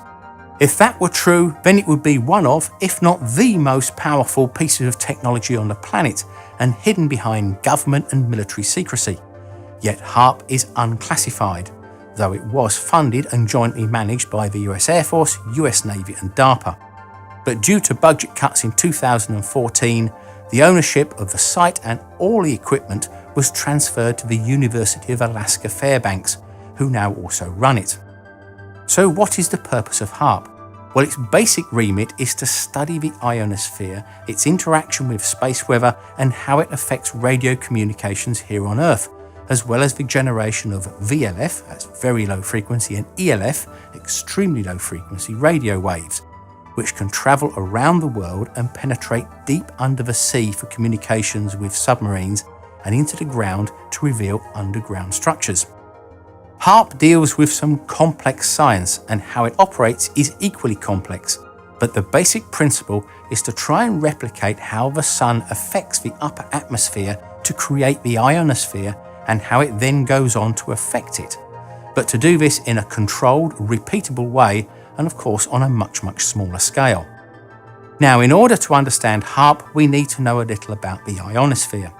This is a constantly changing area of the Earth's upper atmosphere that reaches from about 60 kilometers to 1,000 kilometers in altitude, where it's thin enough so that the sun's ultraviolet and X-rays can reach it, but thick enough so that it can absorb these rays and ionize the gases there. It's also well above the area called the troposphere, where we live. Ionization is the process where high-energy radiation strips away an electron from a neutral atom or molecule and creates a negatively charged electron and a positively charged ion. That's an atom with a missing electron. This process creates a shell of these charged particles around the Earth, which we call the ionosphere. This stripping of the electrons also releases energy in the form of heat and light. This light is called air glow and is similar to how the auroral lights are formed in the polar regions, but it also makes the night sky everywhere glow very slightly, and you can see this on a dark, clear night with a sensitive camera and sometimes by eye. Normally, in the dense atmosphere near the surface of the Earth, the negative electrons and positive ions would recombine very quickly. But because the gas in the upper atmosphere is much less dense, the particles are much farther apart and remain separated for much longer. With all these free electrons floating around, the high atmosphere becomes conductive, starting at around 60 kilometers, peaking intensity at 300 kilometers, and then by the time it gets to 1,000 kilometers, it's dropped almost to nothing, where the atmosphere becomes too thin and then the vacuum of space takes over. In fact, the ionosphere separates into 3 layers called the D, E and F layer, with D being at the lowest altitude rising up to F at the highest altitude. Because these layers are conductive, they interact with electromagnetic waves like radio broadcasts from the surface. Depending upon their frequency, some radio waves will be absorbed, some will bounce off the electron layer and be reflected, and some will pass right through with little resistance. As these layers are created by the sun's energy, they can change dramatically from day to night, summer to winter, and in fact the lowest D layer only exists in the daytime and completely disappears at night. They're also affected by high solar activity and solar flares, and thus affect radio transmission similarly. HAARP uses up to 3.6 megawatts of high-frequency radio signals in the 2 to 10 megahertz range to excite and heat the gas molecules in a small area of the ionosphere directly above the facility. It does this with the main instrument, the IRI, or the Ionospheric Research Instrument. This is the heater.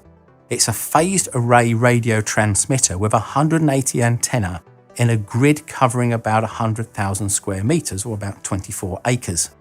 This array works like one large transmitter, but it can electronically steer the beam over about a 30-degree angle. By the time the signal has reached the ionosphere, it's spread out to a size of between 60 to 100 kilometers across, depending upon its frequency and configuration. By rapidly steering the beam around this small patch of sky, it can modulate the heating process to create signals like VLF and ELF waves. Among the many misconceptions about HAARP, probably the biggest is its power output, as this is seen as undeniable proof that it is capable of doing all the wild things claimed of it. Its stated maximum power is 3.6 megawatts, but this is often mistaken for another much larger figure, its ERP output, and that can be up to 5.8 gigawatts.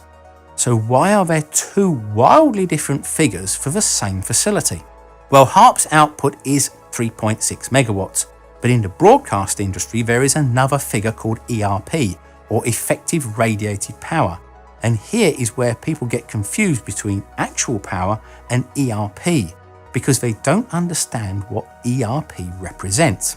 But one thing is for sure, you can't put in 3.6 megawatts and get out 5.8 gigawatts as some claim. It's just physically impossible. In fact, you can't get out a single microwatt more than you put in. If you did, then A, you've just solved all the world's energy needs by creating a machine that makes more energy than it uses, and B, you've just broke the law of physics, and in particular the law of conservation of energy. HAARP has to focus its 3.6 megawatts onto a small area of sky hundreds of kilometers above using its antenna array, like a torch focuses its light into a tight beam. That 5.8 gigawatt ERP is a fictional figure used by engineers in the broadcast industry to indicate how powerful the transmitter would have to be if there was no focusing and the whole sky was covered to the same power intensity at the target distance, which in this case is the small patch of sky 300 kilometers above HAARP. That ERP figure can change dramatically from tens of megawatts to gigawatts, depending upon how efficient the antenna is deemed to be at focusing the radio transmissions. The tighter, more focused the beam, the higher the ERP figure will be. The more spread out, the lower the ERP figure will be. But at the end of the day, the most HAARP can transmit is 3.6 megawatts. With the inefficiencies in the system, the divergence of the beam and the absorption of the atmosphere, by the time it gets to the ionosphere, it's down to 36 milliwatts, or 36 thousandths of a watt per square meter of sky in the target zone. The amount of energy from the sun falling on the same square meter of sky by comparison is 1,367 watts, about 37,000 times more energy than HAARP. As one scientist put it, it's like trying to heat the Yukon River with a domestic immersion heater. But in case you think I'm just making it all up, consider this. If that 5.8 gigawatts was real, where does the power come from? 5.8 gigawatts of electricity is far more than the whole of Alaska generates, and is enough to supply 4.6 million US households, assuming each house is using an average of 1.26 kilowatts, as stated by the US Energy Information Administration. That's the equivalent of New York, Los Angeles and Las Vegas combined. The biggest non-hydroelectric power station in the US is the Palo Verde nuclear plant in Arizona at 3.9 gigawatts, and that would still be short by nearly 2 gigawatts. So where is the massive power station near HAARP and the transmission infrastructure required to supply this fictional 5.8 gigawatts? It doesn't exist. In fact, HAARP's power actually comes from 5 2.5 megawatt diesel generators on the site. So if the power output is one of the biggest misconceptions about HAARP, the other comes from its history, and in particular, a patent filed by the physicist Bernard J. Eastlund. To To find out why, you have to go back to an area of Alaska before Haarp was constructed and to the oil and gas company Atlantic Richfield, also known as ARCO, and Bernard Eastland. ARCO had the rights to the huge natural gas fields in Alaska's North Slope region, but they were far from their main customers and the cost of liquefying and transporting the gas was prohibitive. What they needed was a customer that would be nearby. Bernard Eastland was an MIT-trained physicist who'd worked at the US Atomic Energy Commission during the 1960s and 70s. He specialised in plasma physics and co-developed the fusion torch, a method of using high-temperature plasma of a nuclear fusion reactor to convert waste materials into reusable elements. In the 1980s, Eastland was working for ARCO and became the president of ARCO's Production Technologies International Company in Houston. He suggested that ARCO could use the natural gas reserves to power a huge antenna complex to focus high-energy radio beams into the ionosphere. This would heat up the gas atoms to create artificial plasma layers in the ionosphere, but in a way which could be controlled, moved and shaped by equipment on the ground. Alaska would be in a good position because the Earth's magnetic field lines go up almost vertically in that area. Each antenna would create a circularly polarized radio beam that would spin the particles around the magnetic field lines at the resonant frequency of the ions in the same way that a cyclotron works to accelerate particles. This would heat up the plasma and allow it to move along the magnetic field lines to higher altitudes.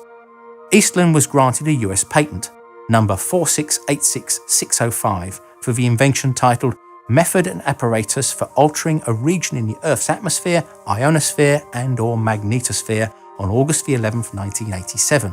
Now, whilst Eastland filed the patent, he did so whilst working for ARCO, and as such, ARCO owned the patent. Sometime afterwards, Eastland disassociated himself from it and ARCO and set up his own research company. Eastland's patent makes some very interesting, if not technical reading, and some extraordinary claims.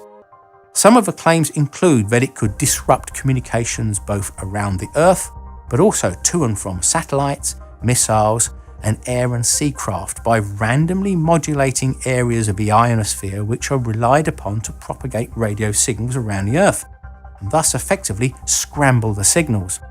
Now, back in the late 1950s and early 60s, the US and Soviets exploded nuclear weapons in the magnetosphere high above the Earth. We also have a video on that if you want to see it.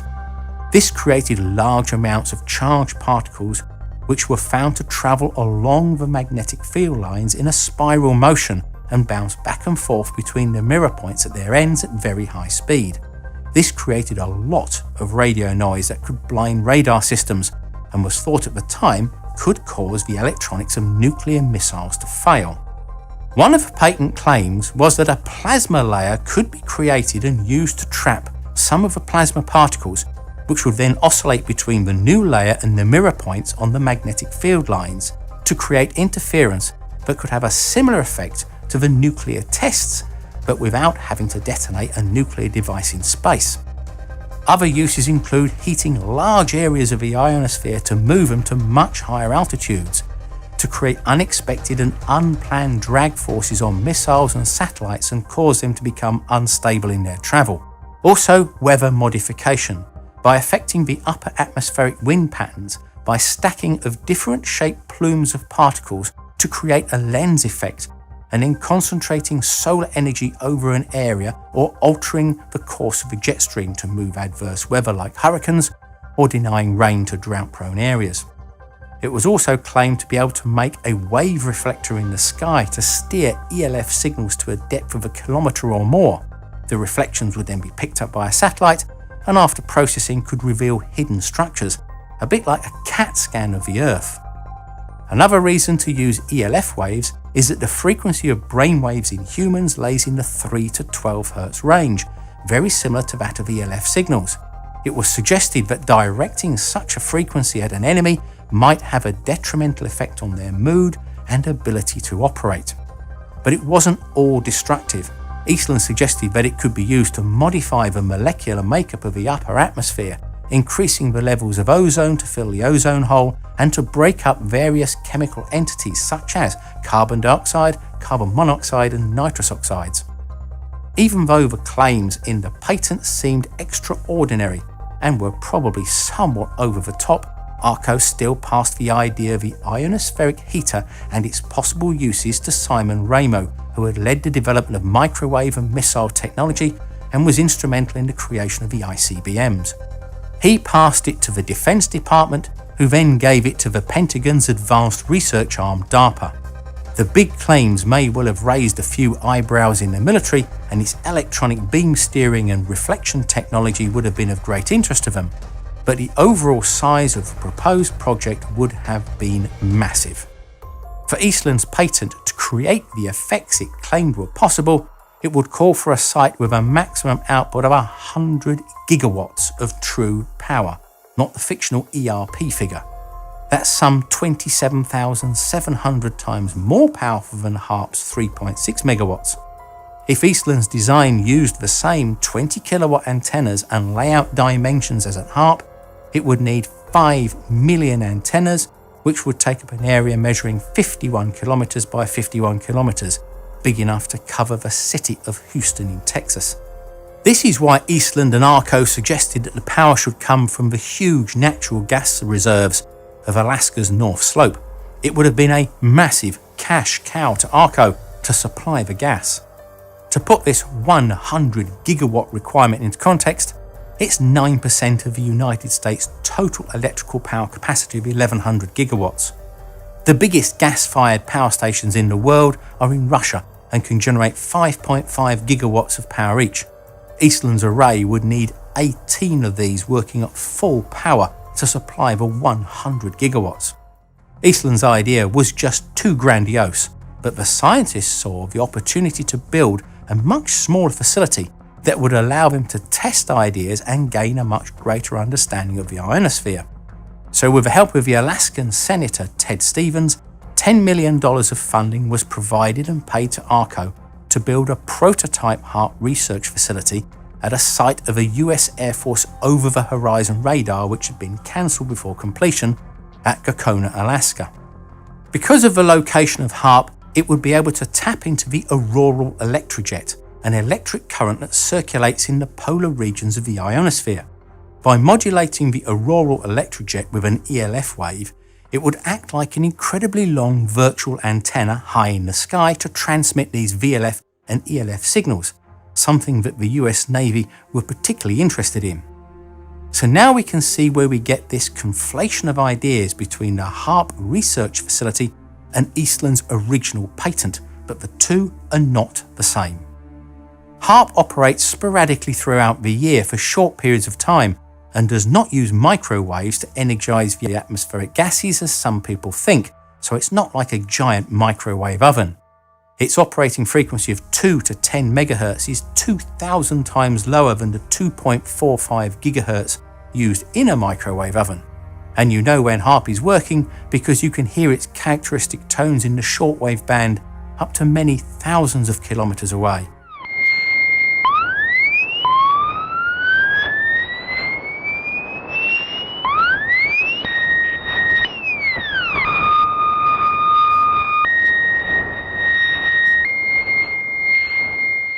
Haarp is not the only site like this. There are other smaller ones in Russia and Norway, but Haarp is the most powerful and has been able to create controlled effects in the ionosphere such as faint airglow, ELF and VLF signals. It's detected previously unknown ionospheric effects which have advanced our understanding of the ionosphere greatly, and some say that it's proof of concept that Eastland's ideas could work. So what are your views on Haarp? Should we do this sort of research considering its origins or leave well alone? Let me know in the comments. So thanks for watching, and don't forget to check out some of our other videos if you get the time, and please subscribe, thumbs up and share.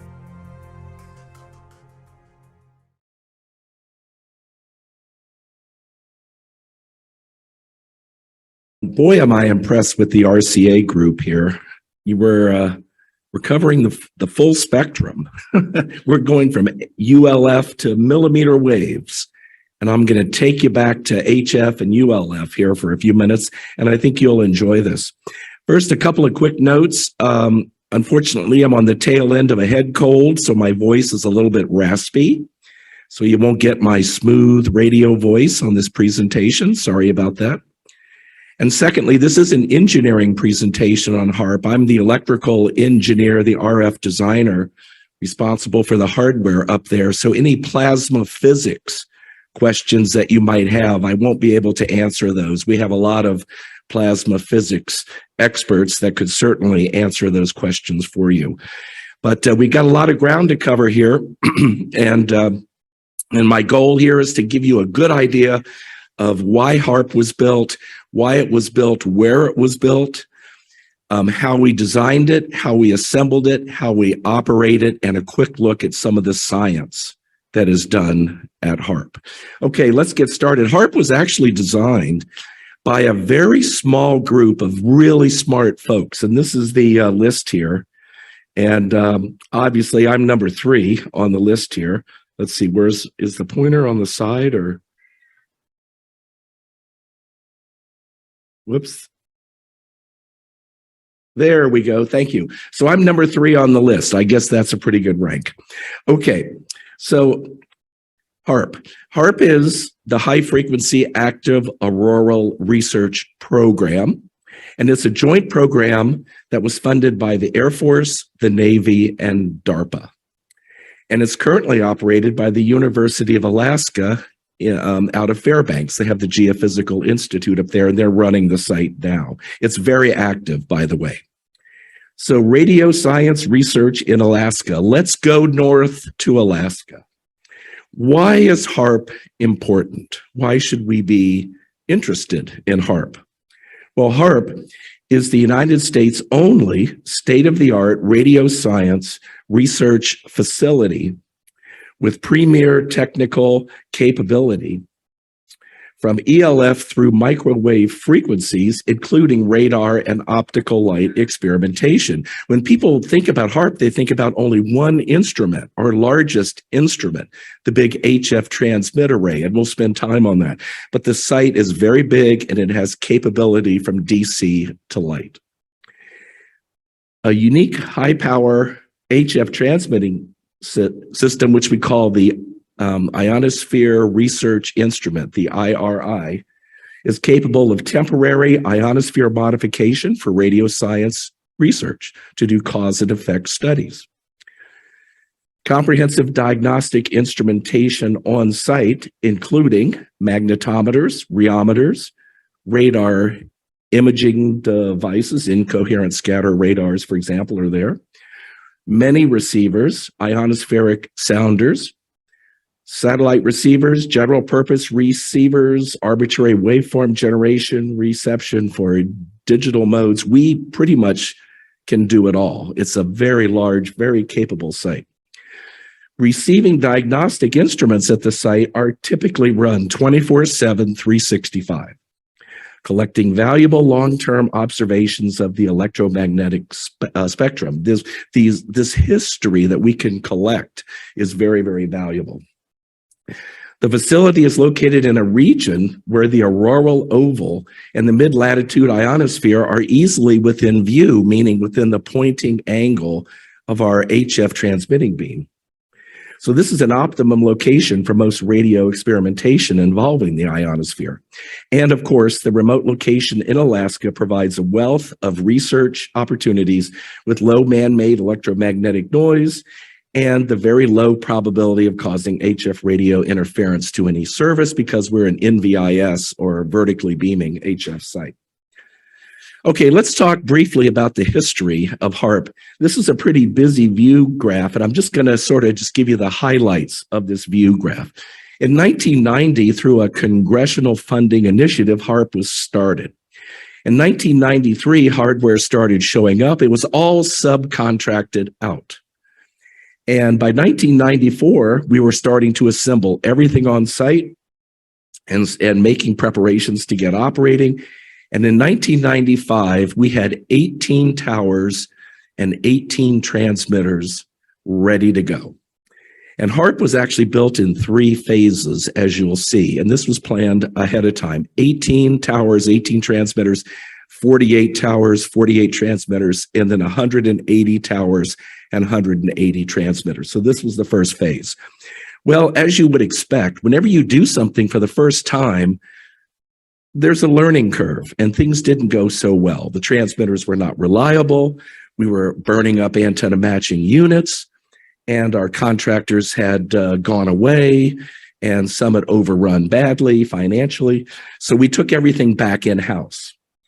And so by about 1997, we had moved a transmitter from Alaska back to a light warehouse in Herndon, Virginia, and we completely redesigned the transmitter. Completely. All the digital and analog RF, the driver amps, the VME cage, all the software. We just redesigned the whole thing and brought it up to a state-of-the-art standard. The only thing we kept was the 2 vacuum tube 4CX 10,000D push-pull pair, the high voltage power supply, the tuning coils, and the cabinet. That was all we could keep. And we demonstrated in that light warehouse with a load bay we called the chicken coop, that we could put all kinds of different reactive loads and so on. We demonstrated to the government it all worked great. They said, fantastic. Now go modify the other 17 in Alaska to that same standard, which we did. Everything started working great. Well, one of the other failures we had were the antenna matching units on the towers. Those were failing. So we set about to design new antenna matching units. We had those ready to go, and I'll talk about that in a future slide. Okay, now we're looking good. We went back to Continental Electronics. They were duly impressed with what we had done. They manufactured 30 more transmitters for us to get to phase 2. That's 18 plus 30 is 48 transmitters. We had the towers outfitted with our new matching units. And so by 1999, we were up and running with 48 towers, 48 transmitters, 48 new antenna matching unit towers, and everything is working great. And so we're really on a roll. So by 2003, and we were doing great science, our ERP topped out at about 60 megawatts at that point. Everything was working beautifully. So now 2003 comes along, we get full funding to build out to the 180 tower, 180 transmitter level. By 2007, we completed on time and under budget. How about that for a government contract? Don't hear that too often, but we did it. And we're up and running at full capability in 2007. Everything is going great until 2013. That was a bad year. The sequestration budget cuts hit. The Air Force Research Lab took a 20% cut. They nixed most all of their R&D projects, and Haarp was one of them. And we were told to shut down. They disconnected power. Everybody was laid off. The site went dark and cold. It was done. And we just couldn't believe it. The scientists were outraged. Well, then 2014 in here rolls along, and DARPA comes up to the Air Force and says, hey, we got money, we got work to do here, get that thing back up and running. After 9 months of being totally shut down, we hired folks back. The site came up pretty quickly. DARPA worked for a year, did a lot of great work. And then they said, what do we do now? How do we fund this thing? Well, that's when the University of Alaska Fairbanks took over in 2015. And they're now running it now, of course, 2017, that we're back in full operation. 2021, they got a big grant from the National Science Foundation. And 2022, we just had a big research campaign and a big open house. So everything is back to normal and going great. Okay, where are we in Alaska? We are located in the town of Gakona, which is in the southeast part of Alaska. And we're there for 3 reasons. First off, it's U.S. territory, right? Obviously, it's a state. The second and most important reason is this is a northern latitude where within our antenna beam pointing angle, we get high probability of beaming into the auroral oval, which is a concentrated hollow ring of ionosphere caused by the Earth's magnetic field. There's one around the South Pole as well, by the way. And thirdly, this was supposed to be an OTHB and ANFPS 118 transmitting site. And the all-important environmental impact statement had been done, but they never built anything. So we could go and tweak that environmental impact statement, and off we go. So that's where we're located. One problem, though, is this is a permafrost area. So we have to mount everything into the crust of the permafrost for stability, which I'll be talking about. And I talked about the wide variety of ionosphere. Okay, this is what the Haarp site looked like, an aerial view in 2003. This is the mid-level that I talked about. 48 towers, 48 transmitters right here. That's called the IRI, that Ionospheric Research Instrument. There's other HF antennas here.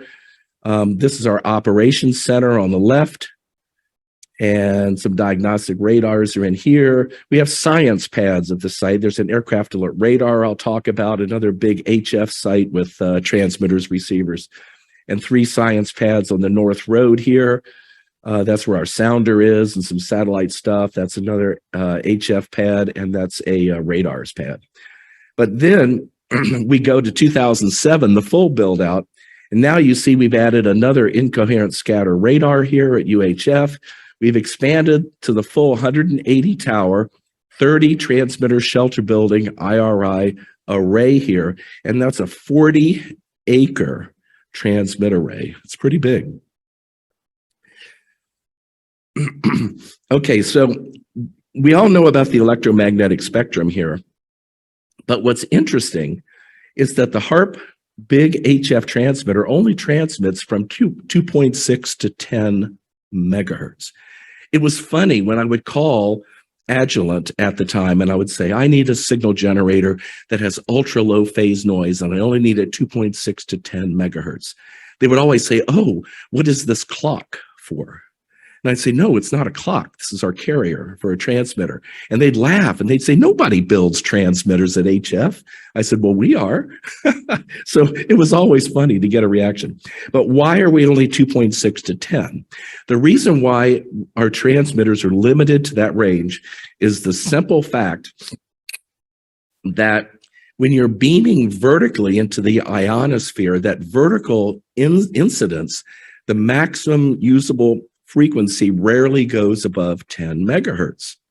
Now, if you're oblique sounding at low angles for long range communications or radar at HF, the MUF, that maximum usable frequency, can go up to 30 megahertz. But when you're vertical incident, it never goes that high. So why build the transmitter to go higher than the ionosphere exists? If we're up at, say, 15 megahertz, there's no ionosphere. It's just going off into space. So that's the reason why we're only 2.6 to 10. The point of this slide here is that one of the goals of Haarp is using the ionosphere as a nonlinear active medium. The HF transmitter can generate secondary radiation sources at ULF, ELF, and VLF, visible light, and IR, as a secondary emission from the ionosphere. And this is very useful. In other words, a simple experiment is we could be at, say, 6.8 megahertz, put a 1 kilohertz square wave, 100% AM. So our ERP, which tops out at 5 gigawatts, which I'll talk about, is going up and down at a kilohertz rate. We're stimulating an RF radiation out of the ionosphere at our modulation rate. So we're stimulating 1 kilohertz of useful coherent RF. In fact, we have swept from less than 1 hertz to 30 kilohertz at any rate you choose. And we can stimulate RF immediately over that entire 30 kilohertz range. So we're stimulating RF at our modulation rate. And more complex waveforms are used, certainly, than a square wave. So the point here is that we have capability to sight over the entire spectrum here. And we can also produce radio wave propagation effects and new signal paths spanning pretty much the entire range, and emerging high-power radio technology for next generation DoD. So there's a lot of capability here to play with. Now, Haarp is not the only ionospheric stimulation, or the slang term is an ionospheric heater. It's not the only one out there. And this is a capabilities chart where what we're showing is effective radiated power on the vertical axis here in dBW, and frequency capability on the horizontal line. Haarp is the blue one up here. Notice how it's the most powerful and has the most frequency coverage possible of any of the known sites in the world. Now, we never transmit in the ham bands. We have an FCC experimental license. So we have allocated pieces of spectrum that we're allowed to roam in at will on a non-interference basis. But this is a capabilities chart. Now, there's another European site that's doing similar work, and that's called Tromsø, and it's located in Norway. Of course, they don't quite have the ERP that we have, but they have good frequency range. Now, here we have Sura in Ukraine. I don't know the status of that site now with the conflict going on, but Sura was a former Soviet Union site that was used for ionospheric research, similar to what we're doing. And I was told that that site has one feature that we don't have. And I said, I can't believe it. And they said, well, it does. Folks that had been there and done some experimental work. And I said, well, what is it?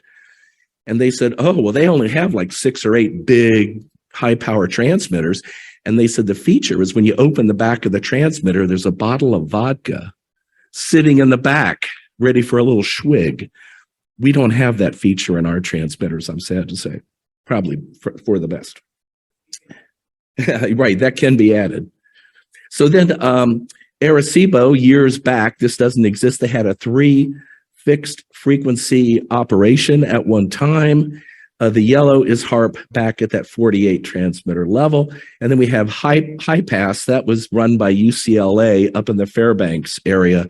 And that has been torn down and that is gone. So Haarp is not the only one.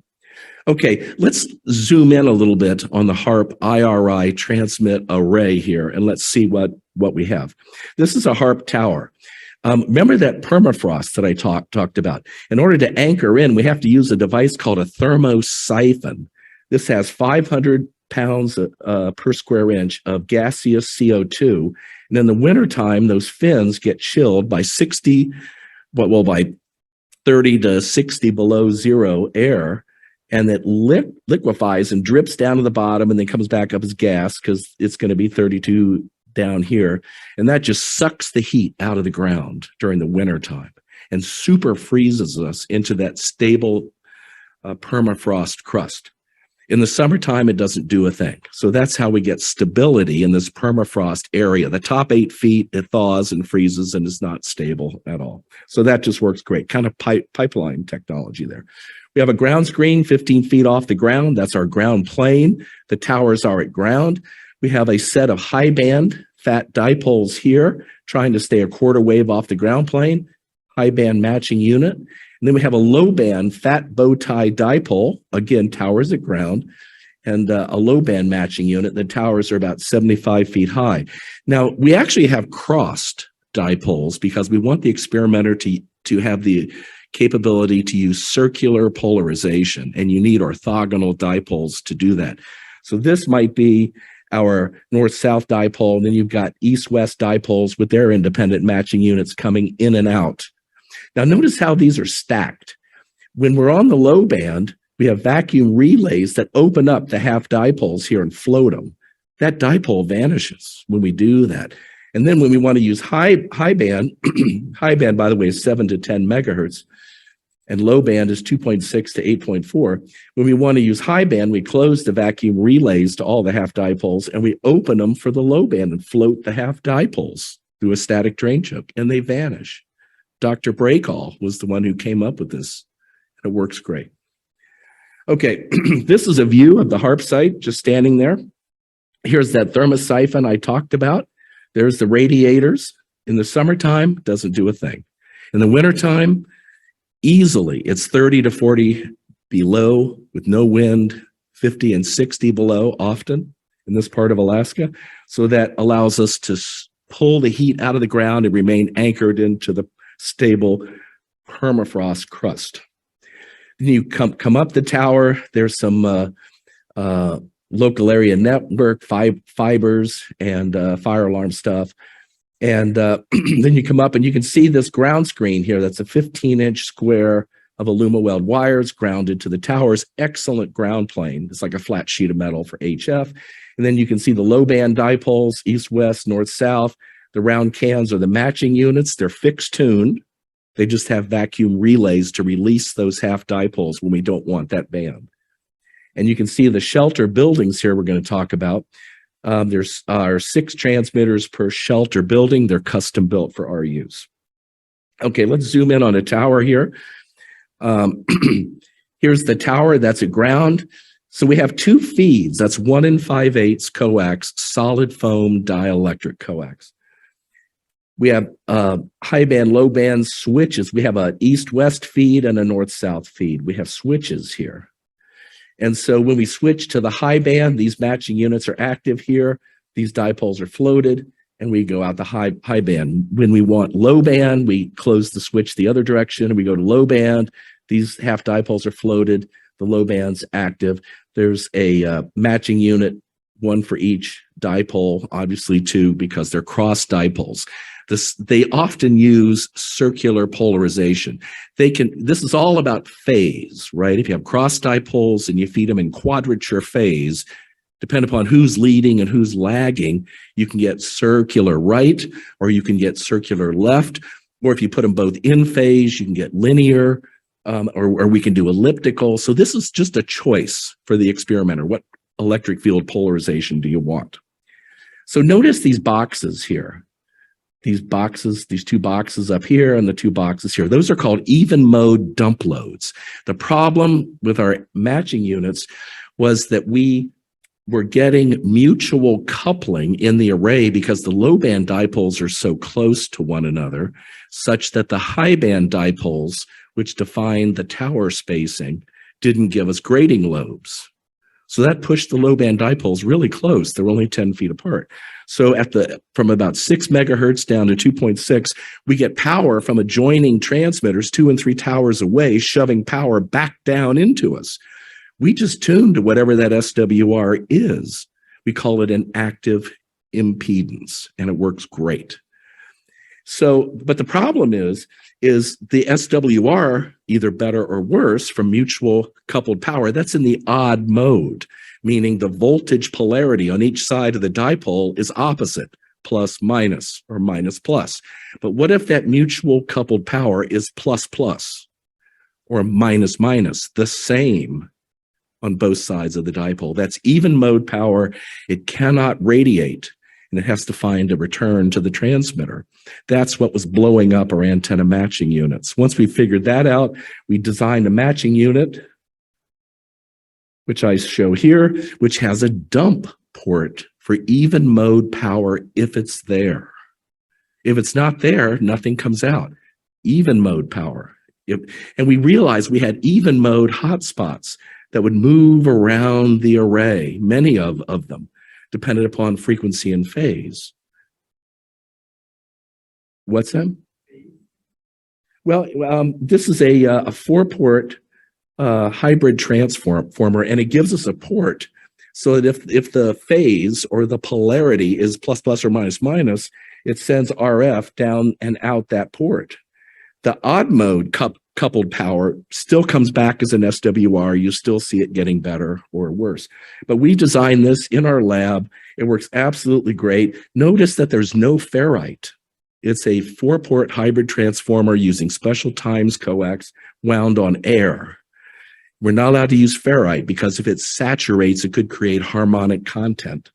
So anyway, and then the relays that open the half dipoles when we go to the other band down here, there's lumped L and C.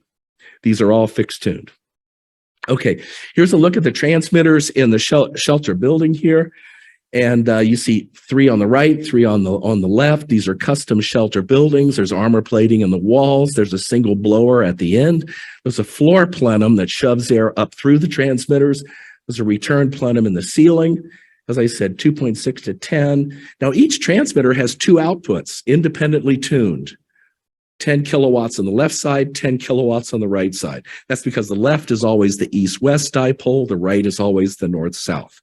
They have to be independently tuned. They're on the same frequency, and they share the same high voltage power supply in the middle. So that means on the left side, I've got two IMAC 4CX 10,000D power grid tubes, grounded grid, cathode-driven, push-pull for low second harmonic on the left side, and then I've got two more on the right side. That's four IMAC 10,000Ds per transmitter times 180. That's 720 IMAC 4CX 10,000Ds. But boy, are they rugged. Okay, so look at our, we have an automatic antenna tuner here. We can tune to VSWRs less than 5 to 1. We have graceful degradation above 5 to 1. These are linear amps. We have 200 kilohertz of bandwidth and up to 500 kilohertz. That's a huge chunk of bandwidth at HF. Look at the low harmonic and spurious here. And these transmitters can do a CW carrier. They can do AM. They can do FM. They can do phase mod. They can pulse with user-defined shaped rise and fall times, and they can do it all at the same time. They're RF, arbitrary waveform, high-power generators, ultra-low phase noise, ultra-precise. 6 in a shelter building. This is what the ops center looks like here. This is on site. This is where the operator sits. We have beautiful GUI software. He controls our power plant here on the right, spectrum monitors to look at our spectrum, shelter environmental here, and aircraft alert radar here. Okay, now how do we keep track of 180 transmitters? That's huge. That's so many. So we developed this display here. It's geometrically correct. If you were a bird over top of the array, this is the same orientation of towers and the same orientation of transmitters. There's one transmitter per tower all the time. And we have a row column. We have 12 rows by 15 columns. So that one is 15 column row 1. That's transmitter 1501. Up and down is east-west. To the right and left is north-south. Green is forward power and blue is reflected power. Rather than having two independent bar graphs, we just form a box. So the blue is the reflected power, and notice how it's improved in the center. These 3 A's here, those are transmitters that are offline. That rarely happens. You can click your mouse on any one of these transmitters, get the control panel, you can see all that's going on. Okay, we have the capability to see our radiation pattern in real time. We have current monitors on the balanced output of every antenna matching unit. And we bring those samples back into the shelter building with 3/8-inch coax lines, do an A to D, bring those real-time current on the dipole samples back to the ops center over our fiber LAN, and we use a NEC4 model, and we can calculate our radiation pattern. The system has the capability to do 2-frequency operation. So I'm showing a 2-frequency operation here. There's some random number of transmitters on frequency 1. That's the green. That would be the lowest ERP. So let's see, that would be this guy here, 2.573 megawatts, 4.5 megahertz. This is the rest of the transmitters. I don't know what the pattern chosen was, but that's obviously at 6.8 megahertz at 4.702. So we can see side lobes, we can see pointing angles.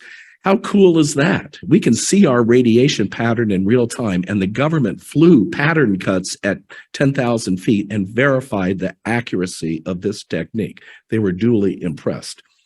Now, we can't get enough power to run all these transmitters from the local power grid. We get power from Valdez, Alaska. That's 160 miles away. It's 3-phase power. It's barely good for a megawatt. And the frequency and the phase balance is awful. So we have our own power plant here. We have 5 20-cylinder EMD diesel generators, all compressed air start, auto sync. We need 4 of them online to run all the transmitters. Typically, the offices and our diagnostic shelter buildings are run with power off the street, and we just turn on the power plant for the big transmitters. We have to have 4 of the 5 generators online to run all the transmitters. So we have 1 spare. So the key point here is that when the array is a CW carrier and everything's properly tuned with 4 generators, we consume 500 gallons per hour of diesel fuel. That's a lot. But but we have 15,000 gallons on site in tanks. Okay, the FAA came to us, and the FAA said, "Can you guarantee us that you will never be a hazard to flight? That you're not going to blank out the front end of a radio when the pilot gets a call in the VHF band? That you're not going to disturb a VOR and momentarily tell them to do something weird?" So you can never guarantee something 100%. So what I did was I got a 60 kilowatt S-band Furuno radar here, tilted the antenna up, and used that with a PC plugged into the shipboard terminal through a firm that gave us software that would emulate the terminal. So we've got about a 50-mile range. We can track planes. Then I put a TCAS. Planes have TCAS as a collision avoidance active transponder interrogator.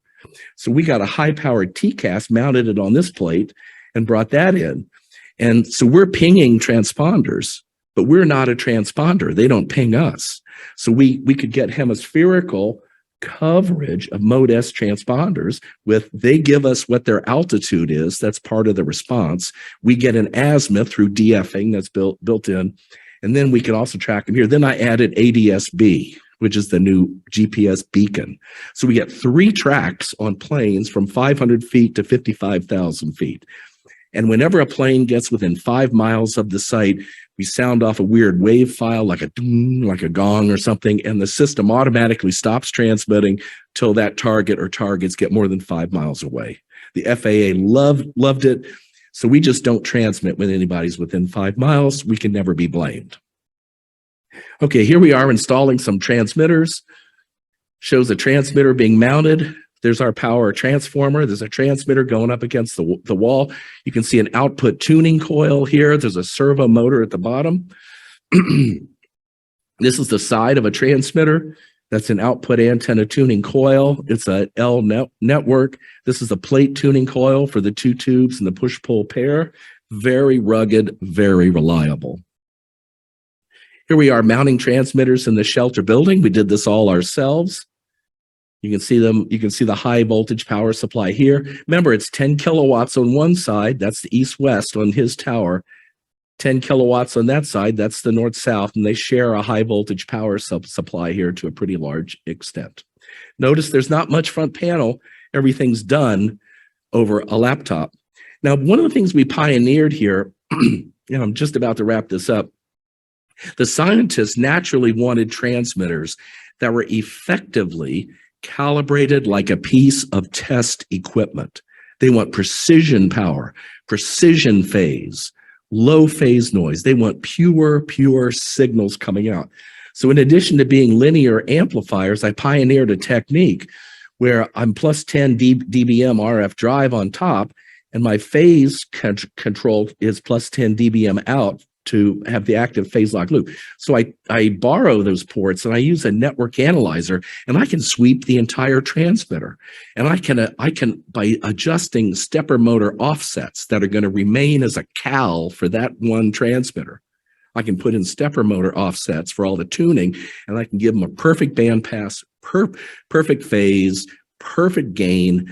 And then I also got precision watt meters and also do a cal against precision watt meters. Now we do it every 500 kilohertz, and we do a spline fit to interpolate in between those points for both stepper motor offsets for perfect tuning and for power cal, and it works beautifully. It's very close to a piece of Agilent test equipment.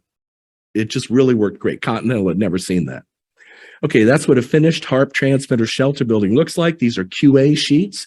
Remember, we have a cooling supply plenum in the floor, pushes cooling air up to the transmitters. Those black hoses, that's hot air coming through the solid state drivers and the power amps, goes into a return plenum in the ceiling. We automatically mix warm air with outside cold air to maintain a plus 58 Fahrenheit inlet air temp.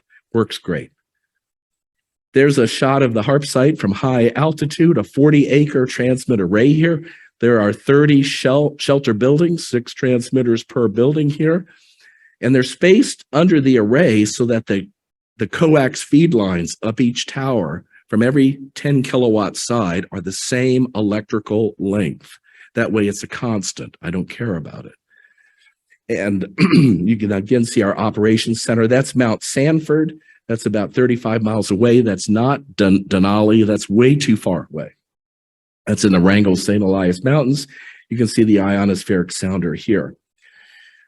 You folks know about the auroral oval. Won't comment about that, but that's just a quick slide on the auroral oval. That's about 40% of the time it's within our view, and that's very useful to us.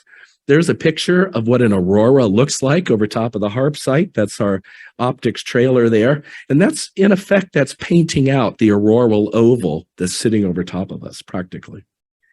This is an explanation of how we can use our modulation rate at high power HF to stimulate RF out of the ionosphere at our modulation rate, and it works great.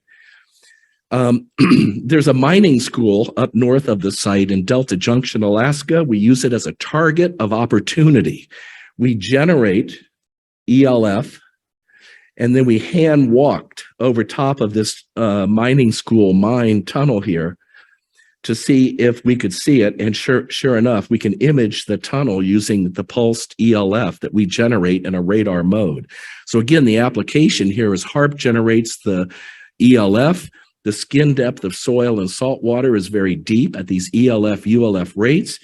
We're trying to perfect the technology for ground penetrating radars and ocean penetrating radars for caves, tunnels, bunkers on land, submarines, ocean floor mapping, and so on. But again, the key here is we're generating that ELF, ULF ourselves with high power HF, RF. And just about done here. So this is a picture of artificial aurora, if you will. This is Haarp transmitting just a carrier. And I could never see this with my bare eye, but this is from a high sensitivity CCD camera. And some folks said they could see this with their bare eye. Why that structure is there, I don't know, but that's just the Haarp beam not being moved, just sort of stimulating light out of the ionosphere. It's amazing what you can do with a 5 gigawatt ERP, but it doesn't hurt anything, no effect on weather, no conspiracy theories are true. Now, this is some other experiments. We can create wave ducts, we can create disturbances to satellite comms, and the satellite folks love it because they can then test their software to take those scintillations back out. We can do it on demand. We can also create field-aligned irregularities. That's a mirror in the sky for VHF. It works very, very well, easy to do. This is a view of the Haarp site at minus 40F. Look how huge this is. And look how perfectly aligned it is. This is called hoarfrost. And that was just standing at the ops center one day. And that's a close-up view of the Haarp site. You can again see the high band matching units, the low band matching units. You can see the ground screen here. You can walk under the ground screen, drive under the ground screen. The electric fields are very low. It's not a bad thing, but you know, we don't go hang out there, but it's an extremely effective ground plane and shield. Pardon? How far away is personnel? The operations center is 1/3 a mile away. We have a fence, and we just have an arbitrary rule. Just don't go inside the fence of the array, but you can get much closer, and it's safe. And that's a quick run through of the Haarp site. Thank you very much. Let's thank our speaker. I don't know. I think we have time for one or two questions. Just give me a chance to give the online people to ask questions. We apologize we didn't give a chance to ask in the previous talk. So right now, please go ahead, Ray. We did have a question here from Jim. He said, didn't understand how your power gets to the mine. I'm not sure if they're talking about the RF power or the electrical power, but how do you transmit, or how do you get the power to it? To the mine. Well, I think what he's, whoops, I lost, I can't get back to my, oh, there it is. Okay, so basically what's happening is Haarp is beaming vertically up, and we're putting an amplitude modulation on it, and we're pulsing our HF carrier. So let's just say, for example, the RF is at a kilohertz. So we have 100% AM at 1 kilohertz, and we're pulsing that carrier, and it might be, let's say, 6.8 megahertz. So that's going up to the ionosphere and stimulating in a pulsed way 1 kilohertz of RF out of the ionosphere. And that 1 kilohertz of RF radiates back down, and it goes through the rock into the mine and then reflects out. And then what we did in this experiment was we had a receiver that people held in their hands, and they walked over top of the mine and got the incident wave and the reflected wave, did some signal processing on it. And it was that 1 kilohertz stimulated RF pulsed out of the ionosphere by us pulsing our HF carrier. What? Yeah, well, they know where they are at any moment in time, and they can get the incident wave, and then there's time delay, and then the other pulse comes out, and then they can walk, and they can triangulate and get that result there. This was done when we were only running 60 megawatts, by the way. This was when we were at 48 transmitters, so it's better now. Hey, I just was wondering, how do you keep bugs out of the cooling system plenum and that in the summertime, a couple of weeks of summer that you having some experience with an FM broadcast station using those same transmitting tubes and that. I know it can be a problem. Well, that is an excellent question, and I can answer that absolutely for you. So these shelter buildings were custom made for us. These are not just random trailers. So the end that I didn't have a picture of, where the air is brought in, there are big louvers.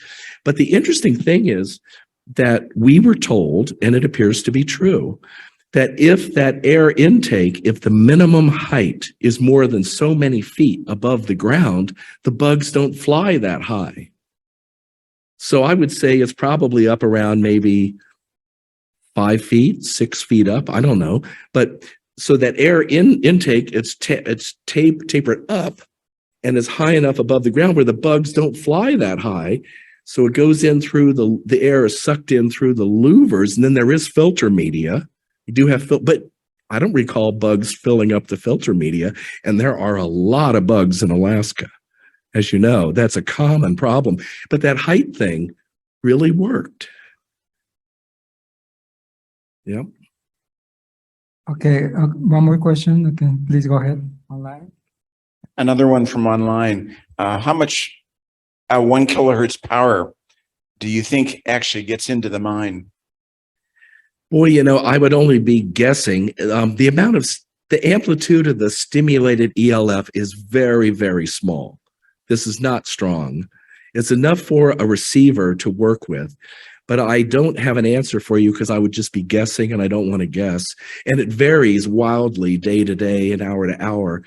But it's a very small amount of power, but it's useful, and that's the best answer I can give. Thank you very much.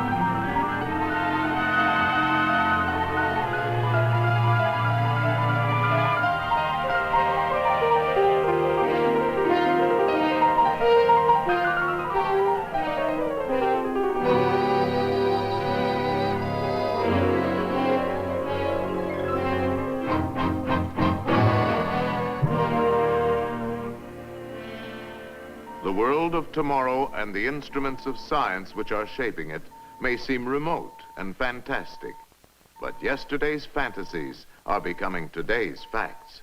How will these great advances influence and benefit our personal lives?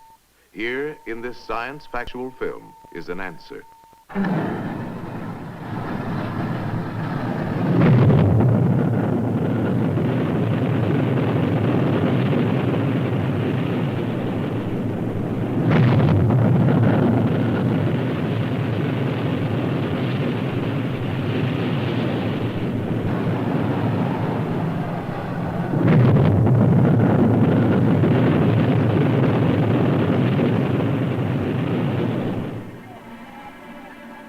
Sweeping through an eternal vacuum, through blazing heat and bitter cold, exposed to mysterious radiation, man-made satellites circle the Earth.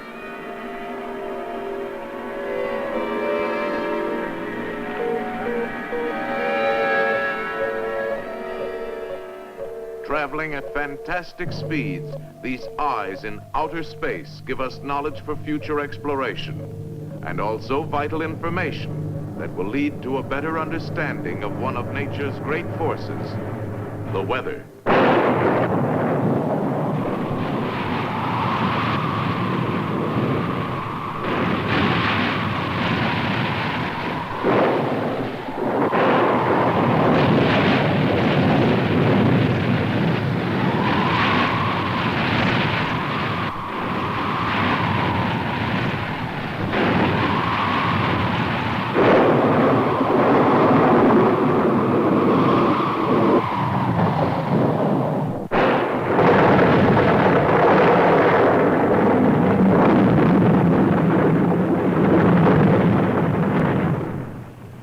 With awesome violence and destruction, the weather is one of man's oldest and mightiest adversaries.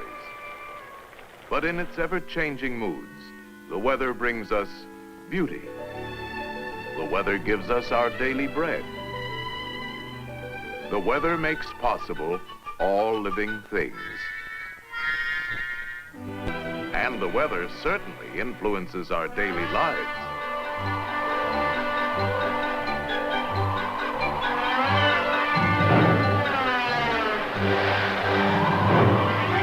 Yes, we have always been at the mercy of weather.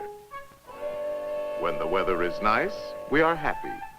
If the weather is hot and muggy, we tend to be frustrated, irritable, and even criminal. But if the fog rolls in, we are apt to be depressed. Thunderstorms cause fear and apprehension. Icy winds and snow seem to slow us down.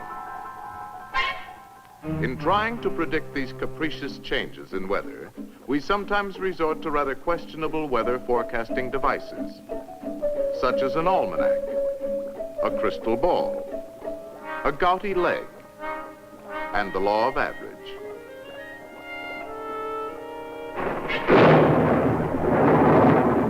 April showers bring May flowers.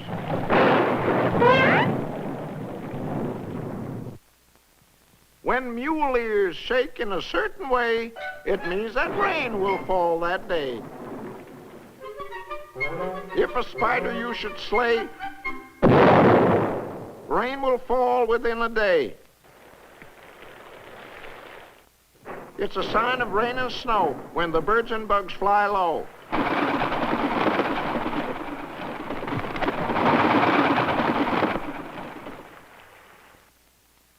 As the weather is on New Year's Day, for 30 days 'twill stay that way. As the weather is on January 2, for February and September the same holds true. As the weather is on January 3, so the last 3 months of spring will be. As the weather is on November 21, so the coming winter's one. One is one, winter's one. So, as the coming winter has a New Year's Day, and if the fine weather holds its sway, the weather's bound to stay that way forever, ever, and a day.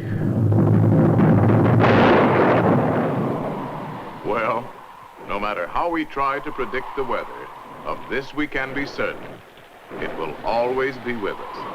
To understand it, let's look into any ocean, lake, pond, or puddle. Here in this watery world, cool and calm as can be, lives this damp little drip floating peacefully. But when the heat's on, the sun comes out. The rays, they agitate him, make him jump about. Well, he gets all shook. Look out, stand back. He's going to blow his stack. The drip evaporates, and then he's joined by his friends. They're together again. They float up high on the moist, warm air. We can't see them, but they're still there. They fly way up where the cold's intense, then back into droplets. They condense, and that's what makes a cloud. But when too many droplets crowd a cloud, that crowded cloud, he cries out loud. That's the way we get the rain. Well, look who's here, the little drip again.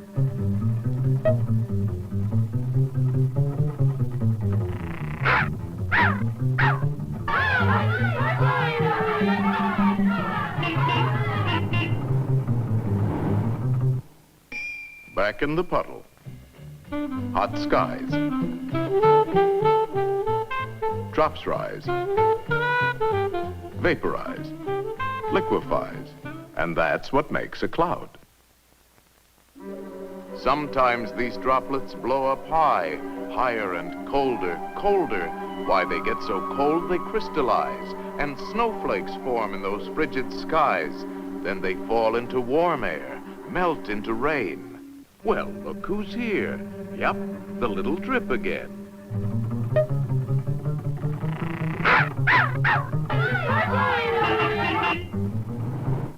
Back in the puddle. Heat. Beat. Rise. Skies. And that's what makes a cloud. This time those drops are blasted high. Still higher, still colder. Look at them fly. One turns to ice and others stick to it, getting bigger and bigger. Look out! I knew it! It's way too heavy! It's falling! Wow! The little drip's a hailstone now.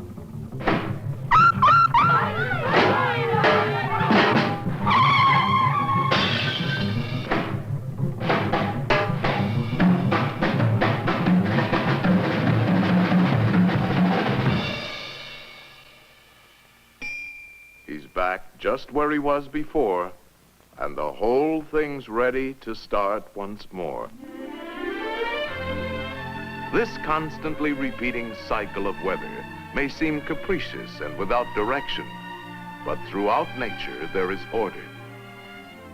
Weather is a constant blending of the basic elements: air, water, and sun. It all starts with the sun. This tremendous white-hot ball of gas, 750,000 miles across, supplies the power that drives our weather machine. The sun is a gigantic atomic furnace, consuming itself at the rate of billions of pounds of matter per second. Across its boiling surface drift mysterious spots. Solar flares surge in flashes of raw energy. Writhing, flaming clouds of incandescent hydrogen gas explode hundreds of thousands of miles into space.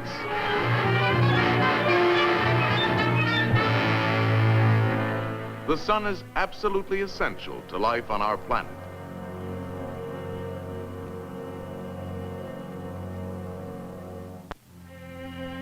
Our Earth is surrounded by an envelope of air.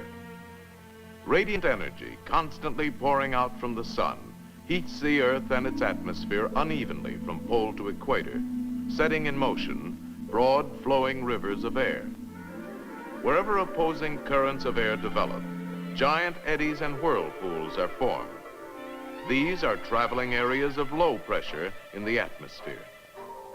The clash of these opposing air streams causes clouds to form and usually brings stormy weather. Between the areas of low pressure, there are eddies rotating in the opposite direction. Here, air pressure is high. This usually brings clear skies and fair weather. By charting their positions each day, weathermen can estimate the course they will take and the weather that will result. Keeping track of the steady parade of storms and fair weather requires the constant preparation of new maps. This is a never-ending task. Weathermen must construct these maps from a continuous flow of data that pours in from weather stations all over the world. In remote, isolated areas, in crowded cities, in high-flying aircraft, and in ships at sea. Modern weathermen depend on a variety of specialized instruments to gather information.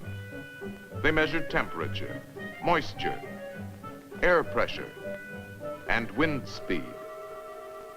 Balloons carry instruments aloft, automatically radioing back information. New radar techniques locate and track storms. And modern electronic computers now play an important part in weather forecasting by their ability to store and rapidly process vast amounts of data. But today, we are just beginning to understand something of the forces behind the weather. Scientists realize they must search in many directions and ask countless questions. For instance, can future weather be predicted by looking at the past?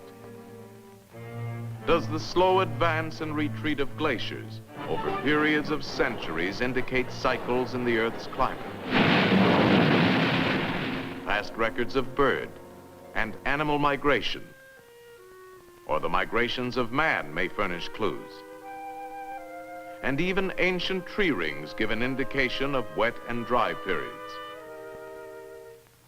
The vast unexplored polar regions of the Earth pose another kind of question. What effect do these frigid areas, covering millions of square miles, have on the weather of the entire world? Auroras, the ghostly lights that flicker in polar skies, tell something of what happens when energy from the sun plunges into the sea of air that surrounds the Earth. Adventurous scientists are probing the atmosphere itself, climbing to incredible altitudes in their search for knowledge. New scientific tools are being used, rockets launched from balloons, and rockets launched from the ground carry instruments higher and higher. Unfortunately, these flights last but a short time, and only a small amount of information can be obtained. But now we have more advanced scientific devices for gathering data continuously over long periods of time, not only from the atmosphere, but from space beyond. Artificial satellites. Satellites reach into the unknown with instruments that duplicate man's own senses.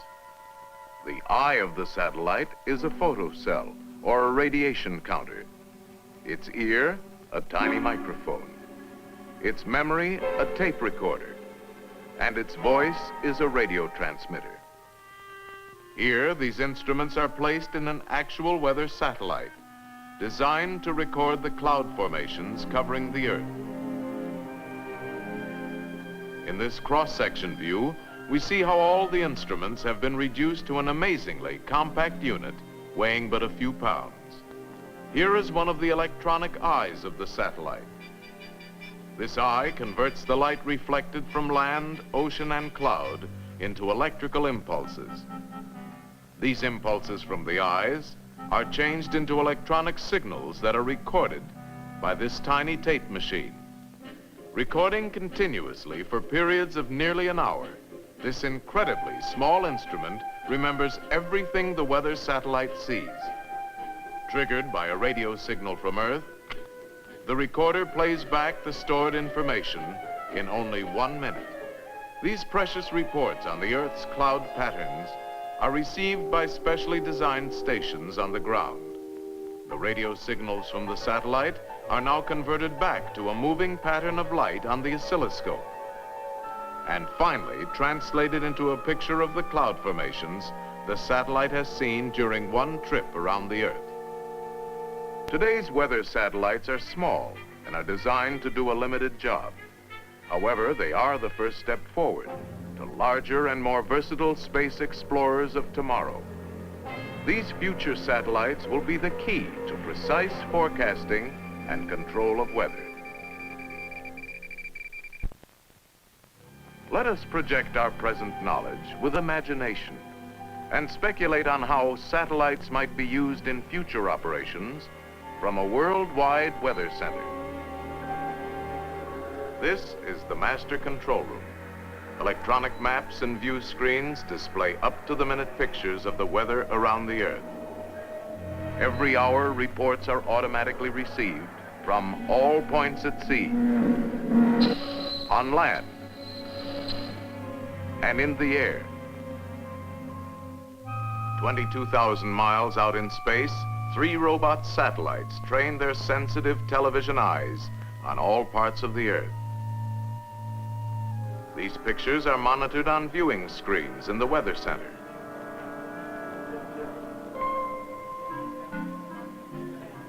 Here in the computing room, electronic machines digest the constant flood of information received from all stations.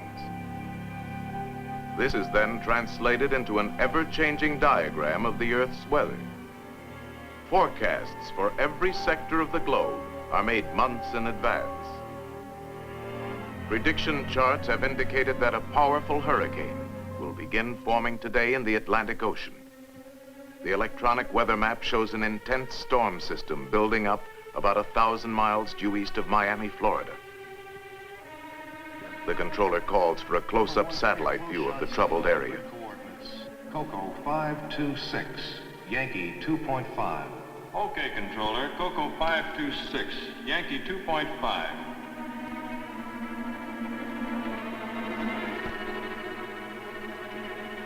The characteristic swirling clouds of the hurricane are beginning to form. At sea, the waves anticipate the violence to come. The controller calls for a last-minute prediction of the hurricane's path.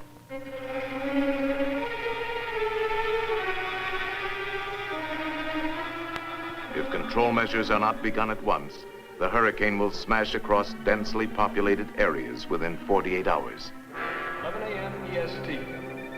A hurricane is forming 960 miles east of Miami, Florida.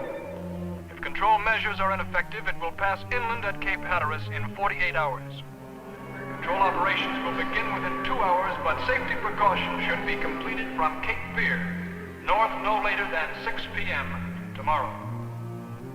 At Weather Central, the control strategy is mapped out.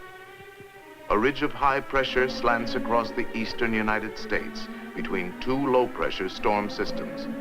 If these 2 storm centers are intensified, the high will build up along the coast, forming a barrier that will turn the hurricane out to sea. Stand by. Now pulling in satellite number 1 for visual check of low-pressure systems L20 and L21. The operator brings the satellite into focus on the 2 storms. One centered over Kansas, the other over Labrador. Changing to northeastern low, L21.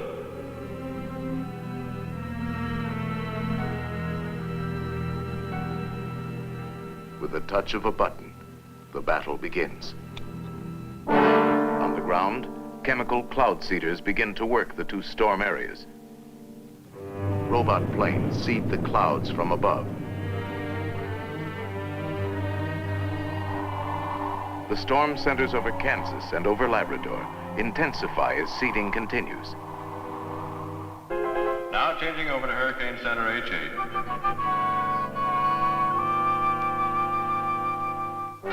The fury of the hurricane mounts as 100-mile-an-hour winds lash the sea to a foaming frenzy. All stations, Sector C. Activate Phase 2, Control Plan Delta. Set vapor rockets for 42,000 feet. As an emergency measure, the controller calls for a salvo of vapor rockets to be fired ahead of the path the hurricane is predicted to take.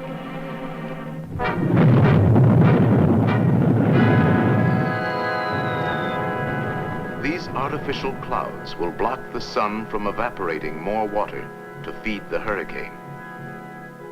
The reports coming into the control center indicate that the diversionary cloud seeding over Kansas is now creating a flood danger.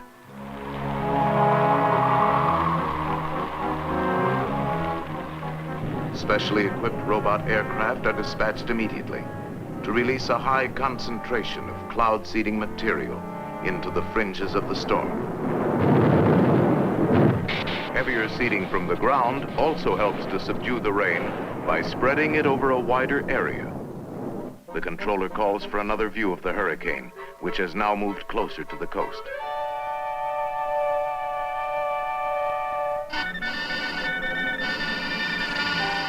signal out on number 1 satellite. 10-minute interruption for correction. Have you anything else in the area? Satellite station S1 is approaching area. We'll make contact. S1, this is Weather Central. Request video signal at grid coordinates COCO. An emergency situation has developed. In an orbiting space station 1,000 miles above the hurricane, a crewman sends a temporary picture back to Weather Central.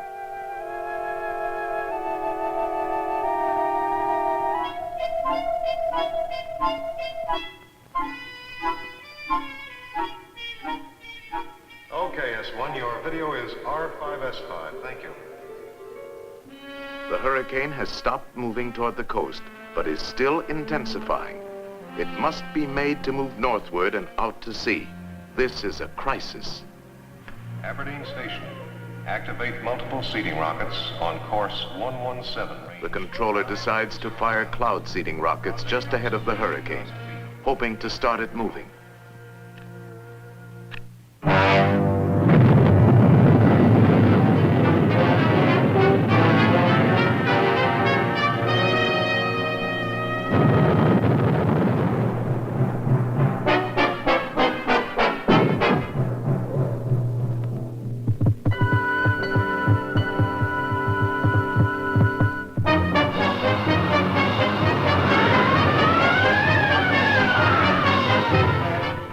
Slowly, the hurricane begins to shift.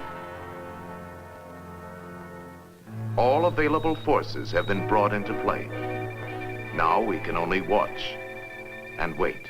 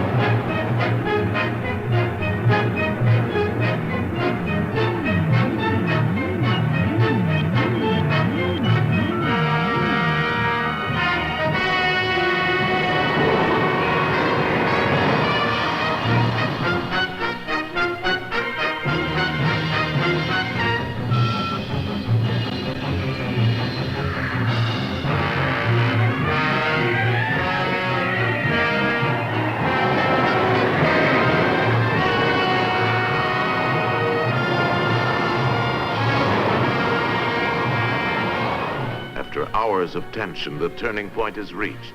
Latest reports indicate the control strategy is successful. At last, the high-pressure ridge has settled along the coast, forming an invisible wall of safety.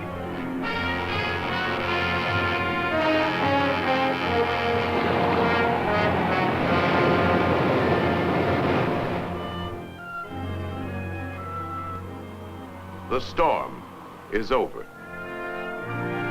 The danger has passed. The hurricane has been defeated, turned away from the land, and left to spend itself harmlessly far out at sea.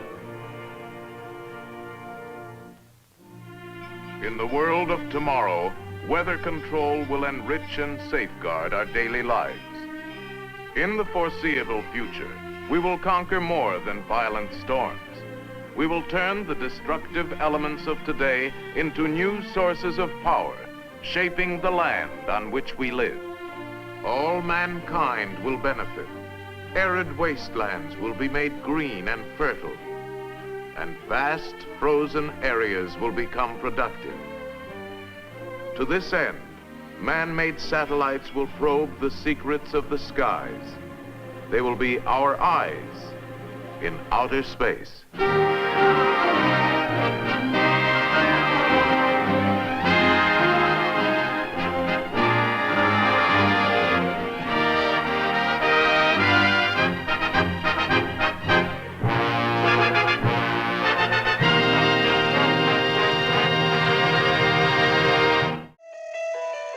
Wake up to reality.